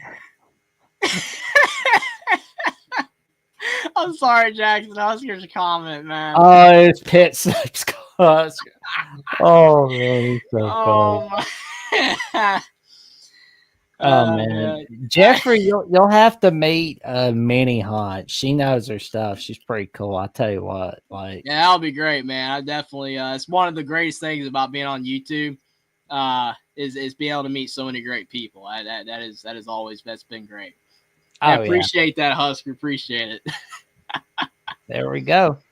And of course, if you love hearing our take, like if you want to hear like more updates on Alabama with the Voice of College Football, or what I've got going on in Jackson and other stuff coming down the pike, or my weekly calls on the Paul Feinbaum Show, where the weekends are full of surprises, check me out on Jackson VOCFB on @Twitter and on the Instagram and threads and Jackson Johnson 543908.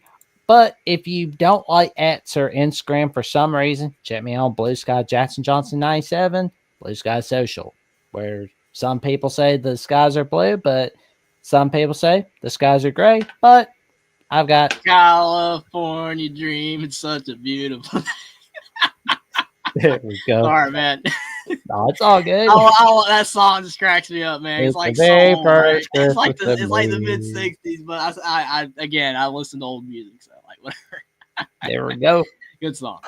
And of course, tell your friends, your family, and the cashiers at Publix about the magic that Jeffrey and I are creating Mondays and Thursdays with Coach Burt's on Mondays on Crimson Tide Live, about the magic we're creating on Alabama with the Voice of College Football. And with that being said, and we want to make sure we thank the Godfather of the SEC. Thank you so much for that super sticker, good buddy. We appreciate that super chat. And, don't be afraid to give out little super chats, because we will make sure, if you got questions for us and we can't get to them, that is the best way to get the questions out, is by putting it out in the super chat. I do my best. I think Feinbaum's learned from me, and he's getting some of the weird callers from the nut house away. You've made a way better impression than like 98% of his callers. It's a low bar, but you clear that by a mile, man. You do great with those calls. I mean, he gets so many rough ones. He gets relieved probably when you call in. I probably should call in, heck, man, sometime and do that. Just, again, gotta find the time, but that would be cool. But yeah, you've done it. You've done a great job over there on the Feinbaum Show. Tell him you're a friend of mine. He'll definitely be happy to hear you, man. I called for my first time I called on Feinbaum was February 2016 on a Thursday, I believe. But then I decided I was going to call back 2024. Few times in March 2024, some of the callers are nuts. But then the time just kind of came by and I was getting some stuff done, so to speak. And I kind of lost track of time. But I decided sometime at around January 2025, you know what? I'm going back to calling on the Feinbaum Show.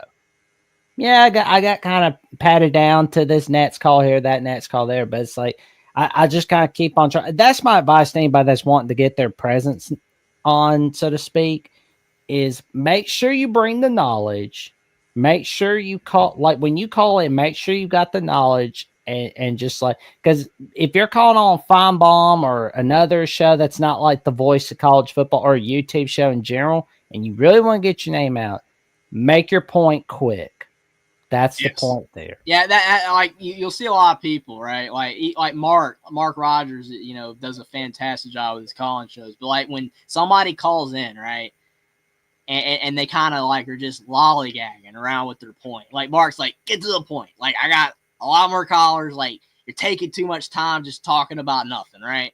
That's the main key. If you're wanting to make a good impression on a sports show, a sports calling show, do not lollygag. And that really goes for any format, even radio. You got a radio show. And Paul Feinbaum's technically, it is a radio show. It's on TV too. But, any radio show, they don't have a lot of time to give you. You have to move on because there's commercials, all that kind of stuff. It's just stuff like that. You gotta learn. Again, I'm not Mr. Expert here. I'm just saying that's just good advice, good universal knowledge that you can't lollygag on those type of calls. Absolutely got to hurry up your point for sure. There we go. I mean, because it's nowhere near like Voice College Football, but we can spread the word of the Voice College Football if enough of us are calling on the Feinbaum Show, and I believe we can do that. We've got to tell Paul Feinbaum about the magic that Mark Rogers is creating at the Voice College Football. Spread the word on that. That is for sure. And with that being said, we wish y'all a happy Thursday night, a happy midnight on a Friday in the merry month of May. Happy upcoming Mother's Day. Absolutely. There we Gotta you always show love and appreciation for all the mothers out there. Absolutely. Actually, I didn't. I just kind of figured out what I was going to talk about, and I made sure to shout out like my conversation with Brian and Justin on there because I want to make sure that our guys at the Voice College Football get shout outs on the Voice College Foot on the Fine Ball Show because like I think Fine Ball needs some Nebraska insiders, especially Justin Adams and Brian Moore and Manny Hunt and John Johnson. And quite a few I can think The of. list is growing by the day. Well, I'm about to give Feinbaum some guest suggestions, and Mark Rogers, Carter Bryant, Stephen M. Smith are a few, but he's had on Stephen M. Smith before, but there's a few more I'm going to have for him. I think Paul Feinbaum needs to get into the YouTube world. But of course, with that being said, we wish you all a good night and to sleep well. Stay safe, stay cool, stay away from that heat, and remember, roll!